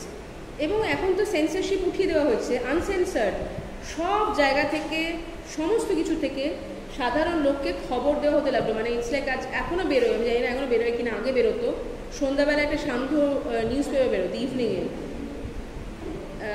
বম্বেতে আছে যেমন একটা মিড ডেতে, দুপুরবেলা বেরোয়। এখানে হচ্ছে 3 বার 4 বেলা করে, প্রত্যেকটা বেলায় কী হচ্ছে সাধারণ লোককে করে, সেগুলো ফ্রিতে, টাকা পয়সার ব্যাপার নেই, হচ্ছে ফ্রিতে বিলি করা হচ্ছে, so that people know what is happening to the revolution. তার মানে বোঝো এখান থেকে এনগেজমেন্ট অফ দ্য পিপল কতটা। Not only that, political clubs became very active and they were formed বিভিন্ন জায়গাতে। সেটা পলিটিক্যাল ক্লাবসটা অবশ্য বেশিরভাগ আরবান ক্লাবস, পাবস, পিউবিএস পাবস, এগুলো সমস্ত অ্যাক্টিভ হয়ে গেল এখানে। এবং প্রত্যেকটা জায়গাতে মানুষজন নিজেদের মধ্যে আলোচনা করছে, and they started voicing opinion, public opinion. Declaration of the rights of citizen and that of man, declaration of the rights of man and of the citizen যবে থেকে হয়েছে, তবে থেকে liberty has become the catch phrase, স্বাধীনতা। অনেক জায়গায় দেখলাম, বিশেষত দেখা গেল যে গ্রামাঞ্চলে ট্রিজ অফ লিবার্টি, গাছ পোতা হচ্ছে, বৃক্ষরোপণ, সেগুলোকে বলা হচ্ছে ট্রিজ অফ লিবার্টি। তাহলে ফ্রান্সে শুধু কনস্টিটিউশন নয় কিন্তু, এবং শুধু যে রাজনৈতিক সংস্কৃতি তাও বলা যাচ্ছে না, সংস্কৃতি per se, the culture of France was changing, ushering in the concept of a new France. New ফ্রান্সে হচ্ছে লোক, সাধারণ লোক, এবং তাদের যে লিবার্টি, তাদের sense of liberty, right of liberty will be important, সেটা আমরা দেখব। এবং 1790 সালে খুব আড়ম্বরের সঙ্গে 14 July the first storming of Bastille was celebrated. বলা হলো ঠিক 1 বছর আগে বাস্তিল দুর্গ ভাঙা হয়েছিল, এবং তারপরে সে নানা রকম মিটিং, মিছিল, প্রসেশনের মধ্যে দিয়ে সেটাকে করা হলো। কেন? সিম্বলিক কোমেমোরেশন। এই যে গাছ পোতা হয়, মিটিং করা হয়, যে অমুক দিনে অমুক ছিল, কেন? সিম্বলিক্যালি। এটা আমাদের সকলের পপুলার মেমোরিতে, সেটা যেন ভুলে না যায়, আমরা যেন ভুলে না যাই যে 1 বছর আগে এটা হয়েছিল, সেটা মনে করানোর জন্য, সেটা মানে খুব ইম্পর্টেন্ট সেটা। এবার এই যে ন্যাশনাল কনস্টিটিউয়েন্ট অ্যাসেম্বলি, তারা তো 4 অগস্টে বললো যে আমরা এই সমস্ত অ্যাবলিশ করবো। করবে কী করে? প্রসেস থাকতে হবে। ফিউডালিজমকে অ্যাবলিশ করো মানে ধাপে ধাপে করতে হবে। প্রথম যেটা করা সেটা হচ্ছে তারা সিভিক ইকুয়ালিটি এস্টাবলিশ করলো অ্যামং মেন। সিভিল ইকুয়ালিটি মানে, অর্থাৎ সোজা ভাষায় বলতে গেলে, tax paid will be equal for all estates. This is revolutionary. Tax paid or payable tax will be equal for all the 3 estates. আগে ছিল থার্ড এস্টেটকে 92% অফ দি ট্যাক্স বার্ডেন নিতে হতো, শোল্ডার করতে হতো। এখন সেটা ডিস্ট্রিবিউটেড হয়ে গেল, কারণ ইকুয়ালিটি, ফিউডাল রেজিম নেই, ফিউডাল রেজিমকে ভেঙে দাও, সেটা আমরা দেখছি। এবং এই ইকুয়ালিটিটা অনেক বেশি করে প্রযোজ্য বা ইমপ্লিমেন্টেড হয়েছিল in urban France, because rural ফ্রান্সে কিছু কিছু জায়গাতে স্লেভারি ছিল অনেককাল। স্লেভারি বলতে যারা, কারণ ফ্রান্স যে কলোনিয়াল পাওয়ার, তো যারা ধরো কোথাও আফ্রিকা থেকে তারা নিয়ে চলে এসছে, অনেক পুরনো দাসের পরিবার তারা কাজ করছে, তাদেরকে ছাড়তে তারা রাজি ছিল না, কারণ কাজকর্ম বলতে মেনলি ক্ষেত, কাল্টিভেশনের কাজ, সেগুলো ছাড়তে রাজি ছিল না। তো ইকুয়ালিটি যতটা আরবান ফ্রান্সে ওয়াজ পপুলার আর সাকসেসফুল, রুরাল ফ্রান্সে কিন্তু ততটা ছিল না, এটা মনে রাখতে হবে। কারণ সবসময় তোমরা যখন লিখবে বা বুঝবে, মনে রেখো কোনো ফিনোমিনান কিন্তু ইউনিফর্ম নয়, ইতিহাসে কখনো হয় না। তাহলে একটার এফেক্ট কোথাও কিছুটা কম, কোথাও কিছুটা বেশি, এটাই নিয়ম, সেটা আমরা দেখব। ন্যাশনাল কনস্টিটিউয়েন্ট অ্যাসেম্বলি আরেকটা যে ক্ষেত্রে একটা আবার ল্যান্ডমার্ক পলিসি চেঞ্জ করলো, সেটা হচ্ছে right to vote, voting rights. এবং সেখানে বলা হলো যে almost half the population, male population, কিন্তু উইমেনের প্রথমে নেই, male population almost half the population are eligible to vote.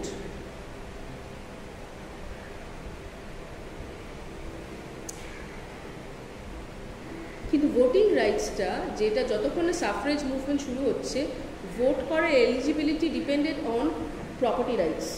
মানে আমার কিছু থাকতে হবে, মানে আমি একদম মানে রাস্তার ভিখারি হলে, যদিও আমি I am a man, I can't vote, I need to have some property. মানে সেটা যা হোক, মানে একটা 1 একর, আধ একর, একটা বাড়ি, একটা একটা মানে 2টো গরু, হ্যাঁ শুধু যে বাড়ি থাকতে পারে, 2টো গরু, একটা ছাগল, কি সেটাও প্রপার্টি, সেগুলোও থাকতে হবে, সেটা দেখালে আমি ভোট করতে পারবো না, তাছাড়া নয়। কিন্তু আমি ভ্যাগাবান্ড হলে আই ক্যানট ভোট। আচ্ছা,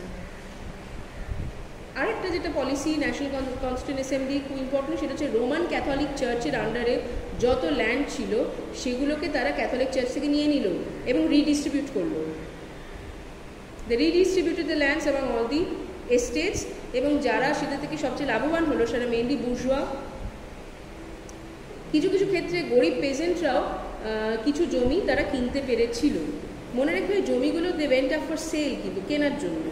বিতরণ মানে হচ্ছে এমনি দিয়ে দেওয়া না, ফর সেল, এটা মার্কেট হলো, ল্যান্ড মার্কেট জমিগুলো, সেটা আমরা দেখবো, সেটা ওয়াইড স্প্রেড ডিস্ট্রিবিউশন।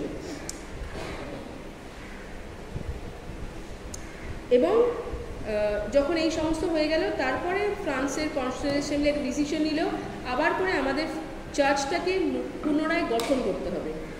কারণ চার্চ ভেঙে দেওয়ার কথা কিন্তু কেউ বলছে না, চার্চের যে ওভারওয়েলমিং রাইটস বা অপারেশন বা টাইরানি, সেটাই ভেঙে দেওয়ার কথা বলা হচ্ছিল। চার্চটাকে পুনর্গঠন করবে কিসের ইয়েতে? By a particular act known as civil constitution of the clergy. Civil Constitution of the Clergy. By the Civil Constitution of the Clergy, the church in France will be newly conceived and constructed, definitely. Pope যিনি, pope তো একজনই pope ছিলেন যিনি তখন ভ্যাটিকানে, তিনি refuse করলেন এই প্রথাটা। তিনি বললেন যে না, আমি মানছি না, তোমরা এরা নিজেদের মতো করে বানাচ্ছ, আমার কোনো অ্যাপ্রুভাল নেই। বাট উইদাউট অ্যাপ্রুভালই কিন্তু France decided to go ahead with that. যদিও সেটা নিয়ে প্রচুর কন্ট্রোভার্সি আরম্ভ হয়েছিল, তো কোনো প্রসেসে তো সোজা হতে পারে না, সেখানে আমরা দেখব। আরেকটা দিকে যেটা বিশাল চেঞ্জ হলো ন্যাশনাল কনস্টিটিউয়েন্ট অ্যাসেম্বলি, কারণ তোমরা যখন অ্যাডমিনিস্ট্রেটিভ, তোমরা যখন reforms of the national constituent assembly যদি লিখতে হয়, তাহলে এই সবগুলো আসবে। বা ফরাসি বিপ্লব চলাকালীন মানে যে হলো, প্রথমে কী কী অ্যাচিভ করেছিল সেগুলো বলা দরকার, ইয়ার্সগুলো বলে। আরেকটা মেজর রিফর্ম হচ্ছে অ্যাডমিনিস্ট্রেটিভ রিফর্মস। আর্শিয়ান রেজিমের সময় থেকেই, এবং লুই 16 যতদিন ছিলেন পাওয়ারে, মানে এখনও আছেন কিন্তু সেরকম পাওয়ার নেই, ফ্রান্স বা French administration was very complex. মানে কে কাকে ট্যাক্স দেবে, কোনটা কোথায় ডিভিশন, ডিভিশনে তো সাব ডিভিশন ভীষণ একটা প্রবলেম্যাটিক, এত প্রবলেম্যাটিক বলে একটা ঝামেলা হতো। একই ট্যাক্স 2বার কি 3বার কালেক্টেড হতো ফ্রম দ্য পেসেন্টস। বুঝতে পারছো? ধরো জমিদার আর আমার সম্পর্ক, ট্যাক্স নেওয়া আর দেওয়া, তার মধ্যে জমিদার একজনকে পাঠালো, সে তো ট্যাক্স নেবে, কিন্তু সে যেতে গিয়ে বললো আমি যেতে পারছি না, আমার কাজ পড়ে গেছে, আরেকজনকে অ্যাসাইন করলো। তাহলে যাকে অ্যাসাইন করলো সে নিজের কাটমানিটি ধরে অন্যজনকে দেবে, অন্যজন তারও কাটমানি ধরে জমিদারকে দেবে, তাহলে অ্যাকচুয়ালি 3% 30% হয়ে যাচ্ছে। সে একই ট্যাক্স 3বার হচ্ছে কিন্তু। So that added to the misery. এইখানে decision was taken to abolish the complicated administration system of আর্শিয়া রেজিম। তাহলে কী করা হলো? 5টা ডিভিশন, যেটা এখনও পর্যন্ত আছে ফ্রান্সে। প্রথমেই বলা হলো division of France into departments. প্রথম ডিভিশনটা হচ্ছে ডিপার্টমেন্ট। ডিপার্টমেন্টের তলায়, সরি ডিপার্টমেন্ট উপরে নয়, ডিপার্টমেন্ট নিচে। তার থেকে বড় হচ্ছে ডিস্ট্রিক্টস, তারপরে ক্যান্টনস, CANTONS। ক্যান্টনসের থেকে যেরকম আমাদের, তোমরা নিশ্চয়ই ক্যান্টনমেন্ট জানো, ক্যান্টনস মেনলি মিলিটারি ছিল ক্যান্টনস। তারপর হচ্ছে কমিউনস, COMMUNES, কমিউনস। তাহলে এই 4টে ডিপার্টমেন্ট, ডিস্ট্রিক্টস, ক্যান্টনস, কমিউনস। এবং এই 4টে জায়গাতেই তারা বিভিন্ন অ্যাডমিনিস্ট্রেটিভ বডি অ্যাপয়েন্ট করলো, যেগুলো নেতৃত্বে থাকবে একজন অফিসার, যিনি রিপোর্ট করবেন হচ্ছে ন্যাশনাল কনস্টিটিউয়েন্ট অ্যাসেম্বলিকে।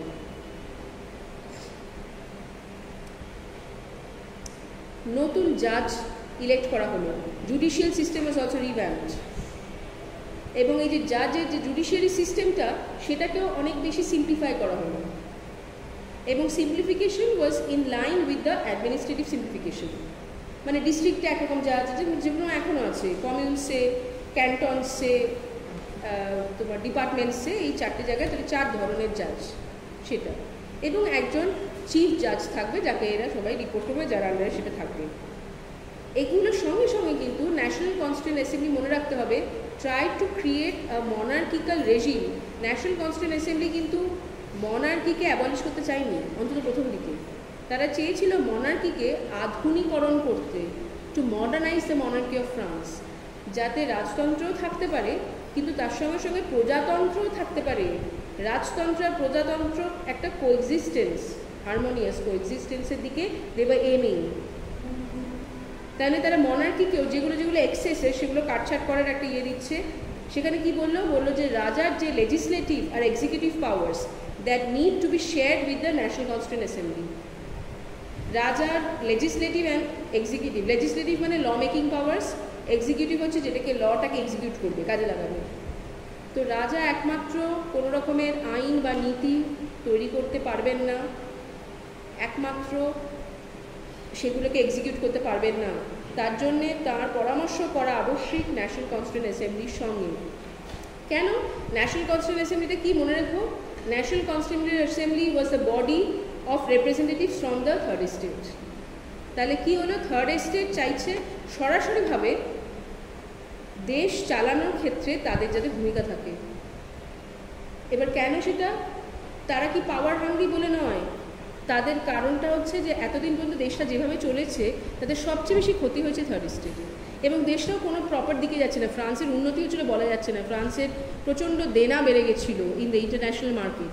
তাহলে মানে অর্থাৎ সবগুলোকে গুছিয়ে নিতে হবে, and it will be equal party সেইখানটায়। এবার আবারও যেটা স্বাভাবিক, এর মানে প্রস্তাবে কি লুই 16 রাজি হওয়া মুশকিল। তাহলে কী হবে? এটা রাজি হওয়া মানে কিন্তু অ্যাকসেপ্ট করা যে monarchy can't rule on its own, তার যে ডিভিনিটি যেটা এতদিন হয়েছে অ্যাবসলিউট সবই সারেন্ডার করা। তো স্বাভাবিকভাবেই লুই 16 সেটাকে হ্যাঁ না করতে করতে ভেরি উইক কিং ভ্যাসিলেট করতে আরম্ভ করেন সেখানে, এবং তার যে অ্যাডভাইজাররা যারা হচ্ছে সেকেন্ড এস্টেটে তারা বলেন না আপনি সম্মতি দেবেন না। স্বাভাবিক অ্যারিস্টোক্র্যাট, কারণ রাজা গেলে তো তারাও চলে যাবে। এই পরিস্থিতিতে দেখব 1791 20 জুন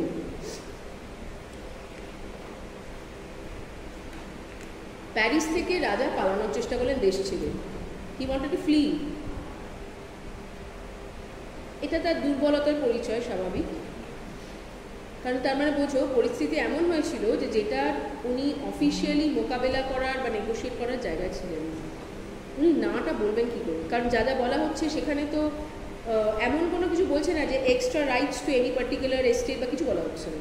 তাহলে উনি পালানোর চেষ্টা করলেন, কিন্তু ওনাকে বর্ডার থেকে ধরে আনা হলো, যেটা আবার খুব হিউমিলিয়েটিং করে আবার প্যারিসে ধরে নিয়ে আসা হলো। তাহলে ভার্সাই থেকে একবার ধরে নিয়েছিল প্যারিস থেকে উনি পালানোর চেষ্টা করে, সেখান থেকে আবার ধরে নিয়ে এলো ইয়েতে। এখানে আমরা পৌঁছেছি 1791। এই 1791 20 জুন। তাহলে আমরা শুরু করেছিলাম কোথা থেকে? 1787 ফেব্রুয়ারি থেকে, কিন্তু যে নেকারকে অ্যাপয়েন্ট করা উচিত। 1787 থেকে বারবার আমি রিপিট করছি, বিকজ এরপর আমরা কাউন্টার রেভলিউশনে ঢুকে পড়বো। কাউন্টার রেভলিউশন ফেজের মধ্যেও রেভলিউশনটা চলবে। সো 1791 জুন, মানে 87, 88, 89, 90, 91, মোটামুটি 5 বছর, 5.5 বছর, 5.5 বছর, ফেব্রুয়ারি থেকে জুন, হ্যাঁ 5.5 বছর মতো। এবার যখন ধরে নিয়ে আসা হলো, সেই সময়তে নিয়ে চলে আসা হলো রেভলিউশনারিজ, মানে যারা রেভলিউশনে পার্টিসিপেট করছে, মানে মেইনলি দ্য থার্ড এস্টেট। তারা এই যে বারবার ন্যাশনাল কনস্টিটিউয়েন্ট অ্যাসেম্বলির যে এতটা কৃতিত্ব, এই যে সাকসেস এবং the failure of the king to stop the national constituent assembly on it's tracks, এতটাই ফেলিয়ার যে উনি পালিয়ে যাচ্ছেন, এটার থেকে একটা ভীষণ বলতে পারো আশা, স্বাভাবিক এটা আশার সঞ্চার হয়েছিল in the minds of the revolutionaries. তাদের তখন মনে হলো আমাদের এইটাই রাইট টাইম যে আমাদের অন্যান্য যারা বিপ্লবীরা আছে অন্যান্য দেশে, বিপ্লবী তো সব জায়গায় ছড়িয়ে আছে, যে বিপ্লবীরা হচ্ছে রাজতন্ত্রের বিরোধিতা করছে, তাদের সঙ্গে যোগাযোগ করা উচিত। So they wanted the revolution to be international. এতদিন কী ছিল? ফ্রান্সের পরিধির মধ্যে। এবারে ফ্রান্সের গণ্ডি ছাড়িয়ে তাহলে আন্তর্জাতিক স্তরে বিপ্লবটাকে কী করে ছড়িয়ে দেওয়া যায়? যদি বিপ্লবীদের সঙ্গে অন্যান্য দেশে কানেক্ট করা যায়। কাদের কাদের সঙ্গে? অফ বেলজিয়াম, সুইজারল্যান্ড এবং ইংল্যান্ড, আয়ারল্যান্ড, জার্মান স্টেটসের মধ্যে মেইনলি অস্ট্রিয়া এবং কিছুটা ইটালিও বটে।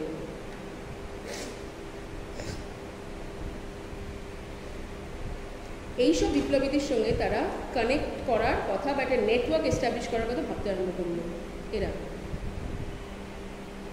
Because why? Because the success in containing the Emperor Louis XVI twice within Paris gave the sans-culottes or gave the Third Estate a confidence that the revolution is successful.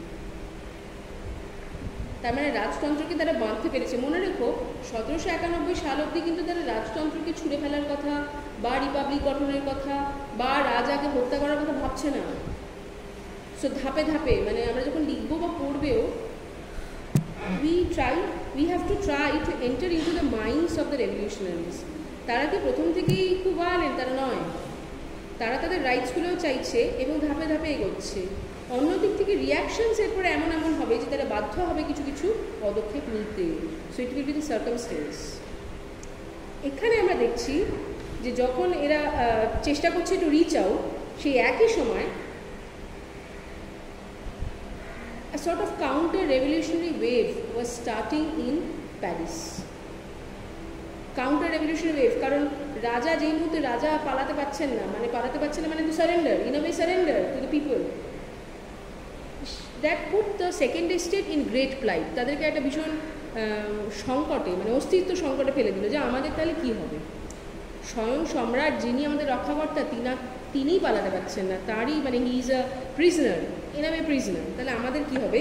সেই জায়গা থেকে the novels, the চার্চম্যান মানে all the religious people মানে church, and some bourgeois also, কিছু কিছু bourgeois মানে একদম আপার র্যাঙ্কের বুর্জোয়া, কিন্তু তারা কিন্তু third estate, they collaborated and they abandoned the struggle in their own country and emigrated. তারা নিজেদের দেশ ছেড়ে অন্য দেশে চলে গেল। They became known as emigres, E-M-I-G-R-E-S, emigres.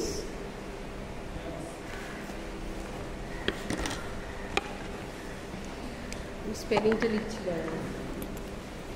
দেখা শুরু।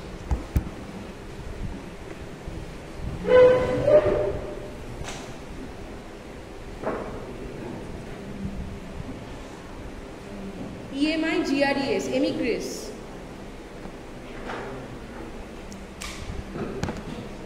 এমিগ্রেস হচ্ছে সেই সমস্ত নোবেল বা সেই সমস্ত চার্চম্যান এবং বুর্জোয়ার কিছু কিছু সেকশন, আপার সেকশন, যারা কাউন্টার রেভলিউশন যাতে হয়, প্রতিবিপ্লব যাতে হয় সেটার আশায় বা সেটার অ্যারেঞ্জমেন্ট করতে বা নেটওয়ার্ক এস্টাবলিশ করার জন্যে তারা নিজেদের দেশ থেকে বা নিজেদের যে কজ অফ দ্য রেভলিউশনকে অ্যাবান্ডন করে পালালো। বিশ্বাসঘাতক অবশ্য বলি, বিশ্বাসঘাতক from the point of the revolutionaries. এদের সংখ্যা অনেক ছিল না, কিন্তু পরবর্তীকালে বেড়েছিল যেটা, এবং এই যে পালালো এইটার মধ্যে দিয়ে আস্তে আস্তে একটা কাউন্টার রেভলিউশন শুরু হবে। এরা সক্ষম হয়েছিল পালাতে, কারণ এদেরকে কে ওয়াচ করছে? দেখো, দেশের বাউন্ডারি ক্রস করতে তো বাধা নেই, রাজা পালিয়ে গেলে অবশ্য করে রাজা দেবে, কিন্তু আমি তো দেশের বাইরে যেতেই পারি বাণিজ্যের জন্য বা কিছু, সেটাতে কোনো অসুবিধা ছিল না। আর এদের উপরে তো কোনো ওয়াচ ছিল না, আমি তো যেতেই পারি, তুমি আমি যাও সেরকম যাবে। হ্যাঁ, কিন্তু থার্ড এস্টেটে ক্ষোভ থাকতে পারে, কিন্তু সেকেন্ড এস্টেট তো বন্দি নয়, অনেক লোক তো, তাহলে তো কোথায় কে যাচ্ছে সেখানে কী করে করছে? থার্ড এস্টেট তো পুলিশ নয় বা তাদের কোনো পুলিশিয়াও ছিল না। থার্ড এস্টেটে যেগুলো লেজিটিমেট ডিমান্ড সেখানে করছে, বাকিদেরকে তো তারা নজরবন্দি করে রাখছে না। No, it was not nothing like that. They did not have the apparatus, they did not have the intention also সেরকম করার কিছু।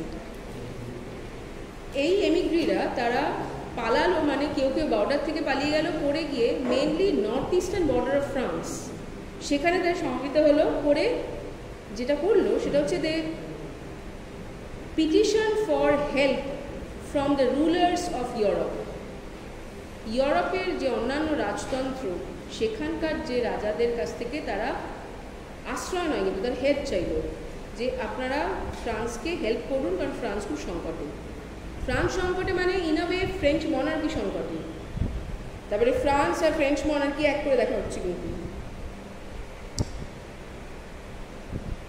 এই যে আবেদনটা করলো, প্রথম দিকে রুলার্সরা মানে অন্যান্য দেশে তারা খুব একটা কান দেয়নি, মানে তারা দেবে ইনডিফারেন্ট, কারণ finally it's a different country. তারা অন্যান্য দেশ থেকে সেখানে কি করে করতে পারে, মানে ইন্টারফিয়ার মুশকিল, কারণ ফ্রান্সের থেকে তো অন্যান্য দেশে কোনো অ্যাটাক বা কিছু করা হয়নি। তাহলে কি করে তারা হঠাৎ করে ফ্রান্সের যে আভ্যন্তরীণ রাজনীতি বা সাংস্কৃতিক যে চেঞ্জ সেখানে হাউ ক্যান ইন্টারফিয়ার, এটা করাটা মুশকিল, মানে সেই ক্ষেত্রে খরচা সাপেক্ষ মুশকিল। কিন্তু যেই মুহূর্তে it changed, their opinion বলো বা their stand became more proactive, যখন থেকে দ্য ন্যাশনাল কনভেনশন, যেটা ন্যাশনাল সিকিউরিটি অ্যাসেম্বলি, তারা একটা চার্টার ইস্যু করলো। সেটাতে বললো যে every person in France had the right of self determination. Right of self determination, right of self determination মানে হচ্ছে সিটিজেনশিপ রাইটস, মানে আমি কি করব, কি খাবো, কি পরবো, কি ভাববো, কাকে ট্যাক্স দেবো বা দেবো না, কাকে ভোট দেবো, এটা আমার একান্ত ব্যক্তিগত রাইট। আমাদের সকলে রাইট টু সেলফ ডিটারমিনেশন আছে, it is one of the main planks of democracy. কিন্তু আমরা যখনকার কথা বলছি ডেমোক্রেসি তো নেই। তো এই রাইট টু সেলফ ডিটারমিনেশন মানে প্রত্যেকটা মানুষকে মানুষ হিসেবে আলাদা করে রেসপেক্ট দেওয়া। এইটা ন্যাশনাল কনস্টিটিউয়েন্ট অ্যাসেম্বলি একদম লিখিতভাবে একটা revolutionary principle of international law দিয়ে করলেন। এবং ইন্টারন্যাশনাল ল বলছি কিন্তু তারা বললেন শুধু ফ্রান্সে নয়, সব জায়গাকার সাধারণ মানুষকে এই সম্মান দেওয়া উচিত আন্ডার দিস রাইট। এইটাতে অন্যান্য রুলার্সরা ন্যাচারালি নড়ে চড়ে বসলো, তাদের মনে হলো it's only a matter of time that there is a revolution which will break out in our own country. তাহলে এই পরিস্থিতিতে কী করা উচিত, আমাদের এই যে কাউন্টার রেভলিউশনারি তাদেরকে সাপোর্ট করা উচিত, যাতে ফ্রান্সের এই বিপ্লব বা বিপ্লবের আঁচ আমাদের ওখানে না আর এসে পৌঁছায়। এই বিপ্লব যতটা ছড়িয়েছে সেটা যথেষ্টভাবে ড্যামেজিং আর যাতে না হয়, বিকজ আমাদের তো রাজতন্ত্রগুলোকে গার্ড করতে হবে, আমাদের লোকেরা খেপে গেলে কী করে হবে, এই একটা জায়গায় দেখতে হবে। এবং তারা তোড়জোড় করতে লাগলো বিভিন্নভাবে। এখানে আমরা দেখব আর একটা জিনিস, এই যে রাইট টু সেলফ ডিটারমিনেশন, এইটাকে অ্যাকচুয়ালাইজ করতে গিয়ে যেটা ফার্স্ট একটা স্টেপ নিয়েছিল, যেটা এটা international step, national constituent assembly. ততদিনে থার্ড এস্টেট এবং ন্যাশনাল অ্যাসেম্বলির আন্ডারে একটা রিপাবলিকান আর্মি গঠিত হচ্ছিল, হ্যাঁ। সেই পরিস্থিতিতে তারা রাজাকে বাধ্য করলো, এইভাবে বাধ্য বা বলতে পারো রাজা কথা শুনতে বাধ্য হলেন, রাজা বলতে গেলে লুই 16, যে আমাদের উচিত যে ইটালিতে একটা টেরিটরি ছিল, একটা ছোট্ট জায়গা ছিল, সেটা হচ্ছে অ্যাভিগনন, AVIGNON, ইটালির ভ্যাটিকান। ভ্যাটিকান জানো তোমরা, পোপের জায়গা। That's a smallest city in the it's a smallest country actually, Vatican is considered a country. তো অ্যাভিগনন হচ্ছে কোনো সময়তে ফ্রান্সের পার্ট ছিল, পরবর্তীকালে ইটালির সঙ্গে ফ্রান্সের যুদ্ধ হয়, মানে আমি বলছি 200-300 বছর আগে, সে অ্যাভিগনন চলে যায় ওখানে, কিন্তু লোকজনেরা ফ্রেঞ্চ। তো 1791-এ ন্যাশনাল কনস্টিটিউয়েন্ট অ্যাসেম্বলি ডিসিশন নেয় যে অ্যাভিগননকে আমাদের ফিরিয়ে আনা দরকার, কারণ ফ্রেঞ্চরা সবাই একসঙ্গে থাকা দরকার। এবং তারা সেই পরিস্থিতিতে তারা অ্যাভিগননের ওখানে অ্যাটাক করে এবং সাকসেসফুলি অ্যাভিগননকে ইউনাইট করে দেয় ফ্রান্সের সঙ্গে। 13 সেপ্টেম্বর 1792, না 1791, 32 না 1791, 92 যে টেরর শুরু হবে, 1791 13 সেপ্টেম্বর। এই জায়গাতে রাজাও, এটা কী করে সম্ভব হতো না যদি না চার্লস 16, মানে লুই 16 এটাতে সম্মতি দিতেন। লুই 16 কেন একটা পেপার টেরিটরি, যেটা একটা বিদেশের টেরিটরি আছে ইটালিকে, সেটাতে অ্যাটাক করাতে সম্মতি দিয়েছিলেন? দুটো কারণ।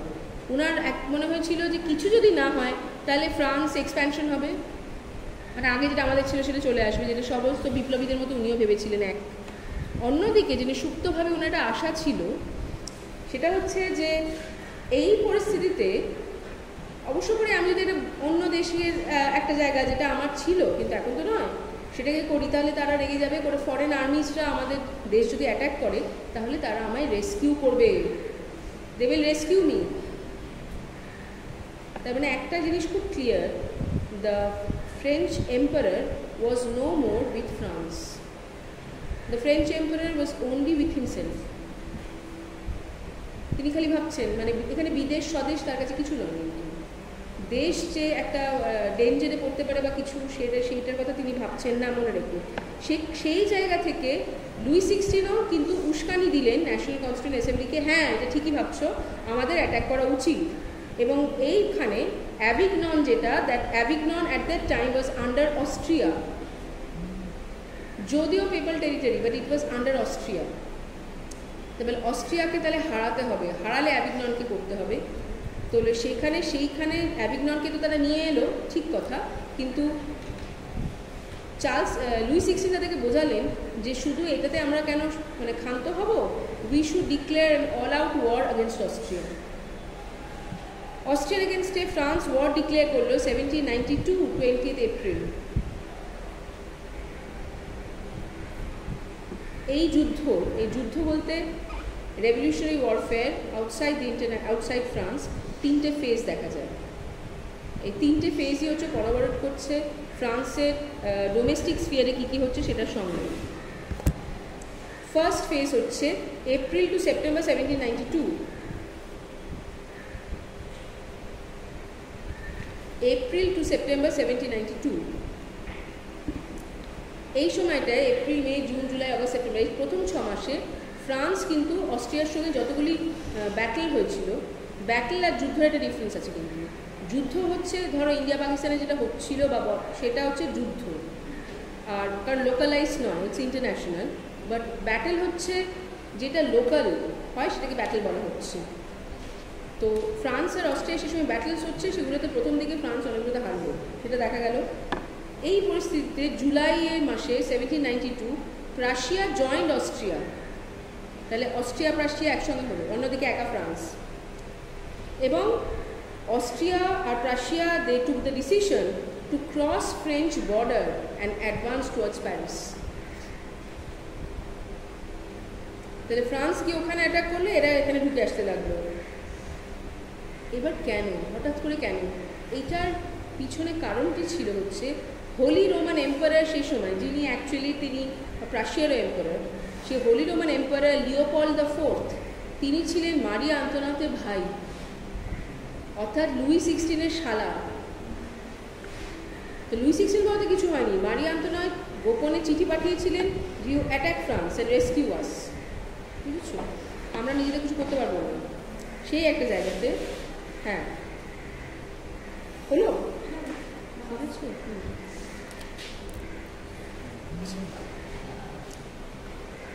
যখন প্যারিসে যে রেভলিউশনারিরা তারা বুঝতে পারলো যে এরম একটা জিনিস ঘটতে চলেছে এবং এসেছে বিকজ অফ মারি আন্তোনায়েট, তখন revolution started against the king and the queen on August 10th, 1792 inside Paris। কারণ তারা বুঝলো যে অস্ট্রিয়া প্রাশিয়া একসঙ্গে অ্যাটাক করতো না যদি না রানী অর্থাৎ মারিয়া আন্তোনায়েট এটাকে উস্কান। এবং তারা এই বিপ্লবটার জন্য তারা কি করলো, মানে কাউন্টার রেভলিউশনটা যাতে না হয় তার জন্য রেভলিউশনারিরা তারা they occupied the palace in Paris where the king and the queen were staying, সেটাকে অকিউপাই করলো। ইমপ্রিজন দ্য রয়্যাল ফ্যামিলি, বন্দি বানালো, আর আগে কিন্তু বন্দি ছিল না, তারা নিজেদের মতো ছিল। এবং এই বিপ্লব চলাকালীন তো প্রচুর সেকেন্ড এস্টেটের নোবেলিটি বা ক্লার্জিকে বন্দি করা হয়েছিল, মানে জেলে। প্যারিসের যে ক্রাউড তারা কী করলো, সেই জেল টেল ভেঙে ঢুকে পড়লো, করে প্রচণ্ডভাবে খুন করতে লাগলো, the massacre the nobles and the clergymen. কারণ তাদের আশঙ্কা হয়েছিল কাউন্টার রেভলিউশন আরও বাড়বে যদি না যেখান থেকে তারা সাপোর্ট পায় তাদেরকে নিশ্চিহ্ন করে দেওয়া হয়। মানে সাপোর্ট বেসটাকে ভেঙে গুড়িয়ে দেওয়ার জন্যে নির্বিচারে ম্যাসাকার করতে আরম্ভ করলো। সো এটা একটা ভায়োলেন্ট ফেজ, যেটা কিন্তু ইন আ ওয়ে এটা সিভিল ওয়ার, কারণ সবাই তো ফ্রেঞ্চ, একে অপরের সঙ্গে তারা যুদ্ধ করছে, কিন্তু যুদ্ধটা করছে কেন, because of the counter revolution that had started. তাহলে here we find counter revolution শুরু হয়েছে করেছিল বিপ্লবটাকে বাধা দেওয়ার জন্য, কিন্তু কাউন্টার রেভলিউশনের ফল যেটা হলো বিপ্লবটা আরও বেশি ভায়োলেন্ট হয়ে গেল। বিপ্লব তো চললোই, আরও বেশি ভায়োলেন্ট হলো। তো তোমাদের লেখার সময় এগুলো মানে দিজ আর ভেরি নুয়ান্সেস, এগুলো একটু মেনশন করতে হবে। তো স্ট্রেট কাট নয়, মানুষের ইমোশনস তো এক পথে চলে না, সেভাবে দেখতে পাচ্ছি। এবং শুধু তাই নয়, huge number of volunteers from rural France and urban France, they started joining the revolutionary army. তাহলে রেভলিউশনারি আর্মি আগে যা ছিল সংখ্যা বাড়তে লাগলো, কারণ প্রত্যেকের মনে হচ্ছে আমাদের কিছু করে কন্ট্রিবিউট করা উচিত to the cause of the revolution, otherwise it will be defeated. মনে রেখো এই আশঙ্কাটা কেন হচ্ছে, কারণ একদিকে তো তারা নিজেরা মানে, আর অন্যদিকে তো এক একটা দেশ অস্ট্রিয়া প্রাশিয়া তারা ঢুকে পড়েছে অলরেডি, আরও যদি ঢোকে তাহলে তো একটা ইট will be like a Europe versus the revolutionary army, সেটা তো একটা সাংঘাতিক পর্যায়ে চলে যাবে। এইখানে 1792 20th সেপ্টেম্বর রিপাবলিকান আর্মির সঙ্গে অস্ট্রিয়ান আর্মির একটা ফেস টু ফেস যুদ্ধ হয়। 1792 20th সেপ্টেম্বর। এই যুদ্ধে কিন্তু অস্ট্রিয়া হারার সঙ্গে সঙ্গে পরের দিন 21শে সেপ্টেম্বর 1792 monarchy abolish করার decision was announced. Decision was taken to abolish the monarchy. তার সঙ্গে সঙ্গে national convention was called. National convention হচ্ছে একটা ক্যাবিনেট যেটা মনার্কির জায়গায় ডিসিশন নেবে, মানে আগে যেরকম ন্যাশনাল অ্যাসেম্বলি অ্যান্ড মনার্কি দুজনে মিলে সিদ্ধান্ত নেওয়ার কথা ছিল, সেরকমই ন্যাশনাল অ্যাসেম্বলির সঙ্গে ন্যাশনাল কনভেনশন একসঙ্গে ডিসিশন নেবে, মনার্কি থাকবে না, মনার্কি অ্যাবলিশ করো, এই ডিসিশনটা নেওয়া হলো। এবং 21শে সেপ্টেম্বর 1792 সালে ফরাসি বিপ্লব একটা ল্যান্ডমার্ক ডেট, ওই দিন আরও একটি সিদ্ধান্ত নেওয়া হলো to establish the French Republic. French Republic হওয়ার জন্য যা কিছু দরকার, অর্থাৎ the ডিকটেটস of freedom, liberty, equality, সেগুলো অনেক আগে থেকেই ছিল। এবার অ্যাকচুয়ালি সত্যি বলতে গেলে অফিসিয়ালাইজ করার তারা যেটা করছিল সেটাকে। তাহলে 1792 21শে সেপ্টেম্বরের মোটামুটি বলতে পারা যায় first phase of the war or the first phase of the counter revolution শেষ হচ্ছে। সেকেন্ড ফেজ এরপর থেকে শুরু হবে, of the war and the counter revolution both. তাহলে 1792 সেপ্টেম্বর থেকে 1793 April, September, October, November, December, January, February, March, April, 8 মাস। 8 মাসের ফেজ হচ্ছে second phase of the war and the counter revolution, যেখানে কিন্তু সাথে সাথে প্যারালালি রেভলিউশনটাও চলছে। এই পিরিয়ডে যুদ্ধ যাদের সঙ্গে হচ্ছে অফ দ্য রেভলিউশনারি আর্মি, তোমরা বুঝতে পারছো, বুঝতে অসুবিধা হচ্ছে না তো? ফেজে ফেজে এগোচ্ছে, যেখানে হবে আমাকে বলবে, রিপিট। এই সেকেন্ড ফেজটা হচ্ছে সেপ্টেম্বর 1792 থেকে এপ্রিল 1793। এই সেকেন্ড ফেজে যেই সমস্ত ইউরোপিয়ান পাওয়ারের সঙ্গে রেভলিউশন আর্মি যুদ্ধ হবে, তাদের মধ্যে প্রথম হচ্ছে বেলজিয়ামের সঙ্গে যুদ্ধ হবে এবং বেলজিয়ামকে হারাবে। তাছাড়া স্যাভয়, SAVOY, স্যাভয়, আর নিস, NICE, নিস হচ্ছে ফ্রান্সেরই একটা জায়গা, সেটাকেও এই ফ্রেঞ্চ আর্মি কন্ট্রোল করছে।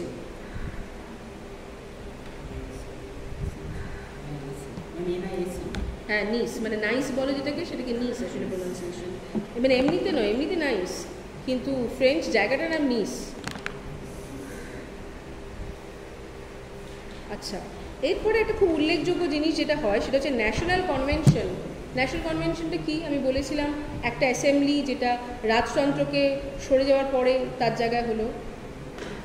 একটা কথা মাথায় রেখো, কিন্তু রাজতন্ত্র সরে গেছে, রাজা বন্দী হয়েছেন, কিন্তু রাজা জীবিত আছেন, রাজা কিন্তু জীবিত আছেন, রাজা আর নেই, কিন্তু উনি আছেন নানদেলেস। এখানে national convention gets divided into two groups, খুব ইম্পর্টেন্ট তারা।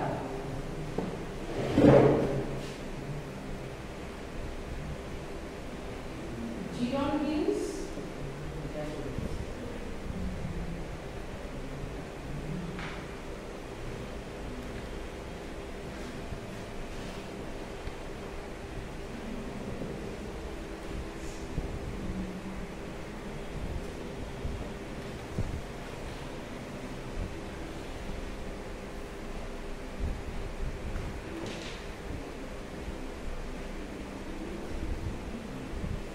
ন্যাশনাল কনভেনশনের দুটো দল হলো মধ্যে, Girondins and Montagnards. Plains and mountains লিখেছি কারণ এদেরকে কথায় প্লেন্স অ্যান্ড মাউন্টেন্স বলে উল্লেখ করা হতো। না, জ্যাকোবিনসের মধ্যে নেই, জ্যাকোবিনস অন্য দল। হ্যাঁ, এখান থেকে জ্যাকোবিনসে বেরোবে, মন্টেগনার্স থেকে। এরপর আসবো, হ্যাঁ সেটা তো সেই দিকেই যাচ্ছি আমরা। জিরন্ডিনস ছিল যারা, তারা ছিল, আচ্ছা থার্ড বেঞ্চ, ফোর্থ বেঞ্চ কথা বলো না, বাঁদিকে ফোর্থ বেঞ্চ কথা বলো না, ডু নট টক, পড়তে পারছি না। আর তো বেশিক্ষণ নেই, আধ ঘন্টার পরে, কারণ এই কন্টিনিউটি খেইটা হারিয়ে গেলে তোমরা কিছু লিখতে পারবে না। তারপরে ম্যাম আপনি পড়াননি, তাহলে খুব মুশকিল হবে, কারণ এটার থেকে অন্তত 4-5টা প্রশ্ন আসবে ন্যাশনাল এই ফ্রেঞ্চ রেভলিউশন থেকে, আরও বেশি আসবে। তো একটু শোনা দরকার, এত কষ্ট করে বিপ্লব করেছে, তোমরা একটু শোনো, নাহলে তো আমরা যে লিবার্টিটা ভোগ করে অনেকটাই ন্যাশনাল রেভলিউশনের জন্য। ইতিহাসটা শুধু পাতায় নয়, actually people shed their blood, রক্তটা ঝরেছিল, এটা একটু সম্মান দেওয়া উচিত বোধহয় 10 মিনিট সূত্র থেকে। সো জিরন্ডিনস আর মন্টেগনার্স, এই যে জিরন্ডিনস যারা, তারা রেপ্রেজেন্টেড দ্য বুর্জোয়া। দুটোই কিন্তু থার্ড এস্টেট, মনে রেখো, দুটোই থার্ড এস্টেট, কারণ সেকেন্ড এস্টেট তো কোথাও নেই, তারা প্রাপ্ত। কিন্তু থার্ড এস্টেটের মধ্যেও যে দুটো গ্রুপ, জিরন্ডিনস হচ্ছে বুর্জোয়াদের, মানে তারা যেভাবে চাইছে রিপাবলিকটা হোক, তা বুর্জোয়া রিপাবলিক গঠন করা হোক ফ্রান্সে, এরা তারা চাইছে। বুর্জোয়া রিপাবলিক বলতে বুর্জোয়াদের হাতে ক্ষমতা থাকুক রিপাবলিকে, মিনিস্টার্স বা ডিসিশন মেকিং তারা করুক, সেটা চাইছে। আর মন্টেগনার্সরা যারা চাইছে, তারা মাউন্টেন্স বলা হতো বা মাউন্টেন মেন বলতো তারা নিজেদের অনেক সময়, তারা চাইছে যে লোয়ার ক্লাসেস, একদম সাধারণ লোকেরা, they should get a greater share in the running of the Republic.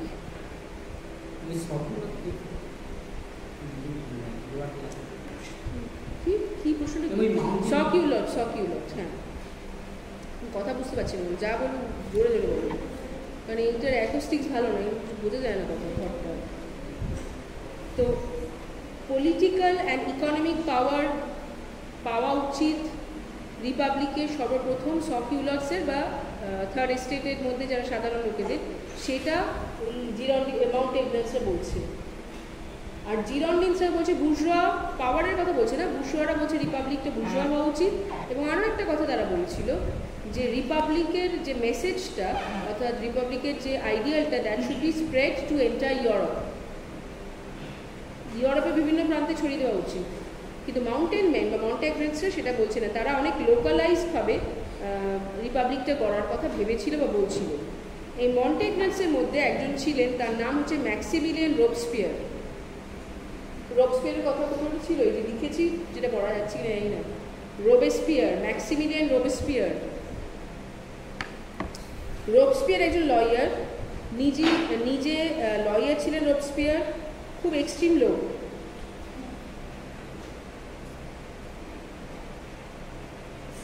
French national কনভেনশনের উনি প্রেসিডেন্ট হন পরবর্তীকালে, রোবস্পিয়ার। এবং রোবস্পিয়ার, মানে সত্যি কথা যদি বলা হয় যে পুরো ফরাসি বিপ্লবের মধ্যে যাদেরকে বাদ দিয়ে আমরা বিপ্লব ভাবতে পারি না, একটা অবশ্যই নেপোলিয়ন, আর একটা রোবস্পিয়ার বাদ দিয়ে ভাবা সম্ভব নয়। রোবস্পিয়ার তিনি এসেই ন্যাশনাল কনভেনশনের যখন প্রেসিডেন্ট হলেন, প্রথমত দেখা গেল যে ভোটিংয়ে দ্য মন্টেগনার্স ওয়ান, তারা জিতল, অর্থাৎ লোয়ার ক্লাসেস যে তারাই সব কিছু গঠন করবে, তাদেরই থাকবে, এটা হলো সেখানে। এবং ন্যাশনাল কনভেনশনে সেখানে প্রেসিডেন্ট হলেন রোবস্পিয়ার, এবং উনি এসেই যেটা একটা ফার্স্ট যেটা ডিকটেট বা ফার্স্ট যেটা বলতে পারো first decision, first measure taken by the national convention under Robespierre, সেটা হচ্ছে decision to execute Louis 16 on charges of treason. Treason মানে বিশ্বাসঘাতকতা, ট্রেচারি, ট্রিজন, বিশ্বাসঘাতকতা, যেটা উনি করেছিলেন। প্রথমে বলা হলো উনার বরদান নেওয়া, গিলোটিন করার কথা, সেটাকে বাধা দেওয়ার চেষ্টা করেছিল জিরন্ডিনরা। জিরন্ডিন বলতে বুর্জোয়া। কেন? কারণ বুর্জোয়ারা এমন নয় যে তারা রাজাকে ভালোবাসতে বা রাজতন্ত্রের পক্ষে, তা নয়, তারা রিপাবলিক চায়। কিন্তু তাদের মনে হয়েছিল যে এইটা হয়তো ঠিক নয়, বিকজ এইটা একটা এক্সট্রিম মেজার, এটা করলে ফ্রান্সের ভাবমূর্তি বিদেশে ইকুইপি সালিড মানে খারাপ হবে, সেটা তারা চায়নি, কিন্তু তাদের তো অতটা পাওয়ার ছিল না সেখানে। তাহলে 21st January 1793 Louis XVI was guillotined.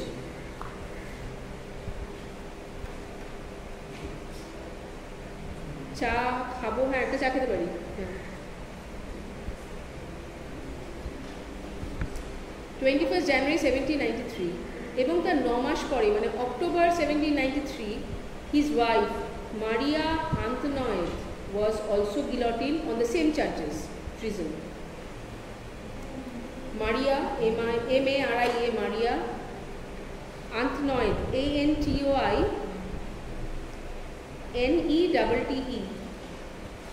A-N-T-O-I-N-E-T-T-E। এই মারিয়া আন্তোনেট নিয়ে প্রচুর, ওনাকেও একই বিশ্বাসঘাতকতা, কারণ উনি তো হোলি এম্পায়ারকে, রোমান এম্পায়ারকে ডাক পাঠিয়েছিলেন চিঠি লিখে, তো অবশ্য করে ট্রিজন। তো স্বামী স্ত্রী দুজনেই এখানে 9 মাস দেরি করার কারণ কি? কেন বলো তো 9 মাস অপেক্ষা করলো? দুজনকেই তো একসঙ্গে করল।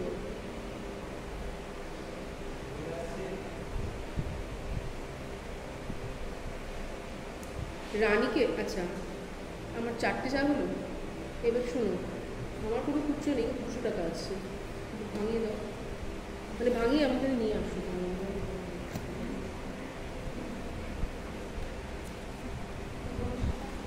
কেন 9 মাস পরে কেন গিলোটিন করা হচ্ছে?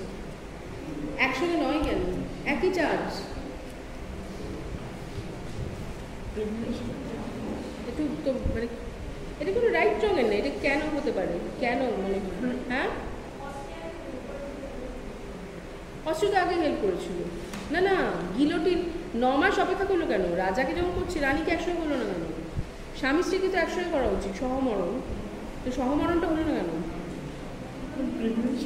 হ্যাঁ, না, সেটা একটা কারণ হতে পারতো না, ইটস এ ডেফিনিট কজ, সেটা হতে পারতো। তাহলে সেখানে রুল নেই, because it was against the French ল।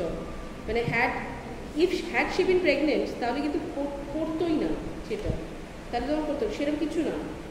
একটা জিনিস ছিল কি, কোথাও একটা there was a courtesy among the revolutionaries also, এবং সেখানে ডিসপিউট ছিল যে সিন্স শি ওয়াজ এ উমান, মহিলা বলে, এটা তো একটা চরম, মানে মৃত্যুদণ্ড তো চরম, সেইটা দেওয়া হবে নাকি সেখানে ফরগিভনেসের দিকে হাঁটা হবে। তো সেই নিয়ে একটা দ্বন্দ্ব ছিল, এবং জিরন্ডিরা সেই সত্যি বলে গেছিল উনাকে নির্বাসন দেওয়া হোক, কিন্তু উনাকে ফাঁসি দেওয়ার দরকার নেই, বিকজ শি ইজ এ উমান। যদিও এরকম হবার কারণ নেই যে ফ্রান্সে মহিলাদের হয়নি, জোন অফ আর্ককে পুড়িয়ে মারা হয়েছিল স্টেকে, but that was medieval times, এই সময় এগিয়ে গেছিলো হোয়াট এভার। বাট শেষে রোবসপিয়ার যখন আসলো, তখন রোবসপিয়ার একদম এক্সট্রিম যে না, ওনাকেও দিতে হবে, তাহলে 9 মাস পরে এটার কারণে।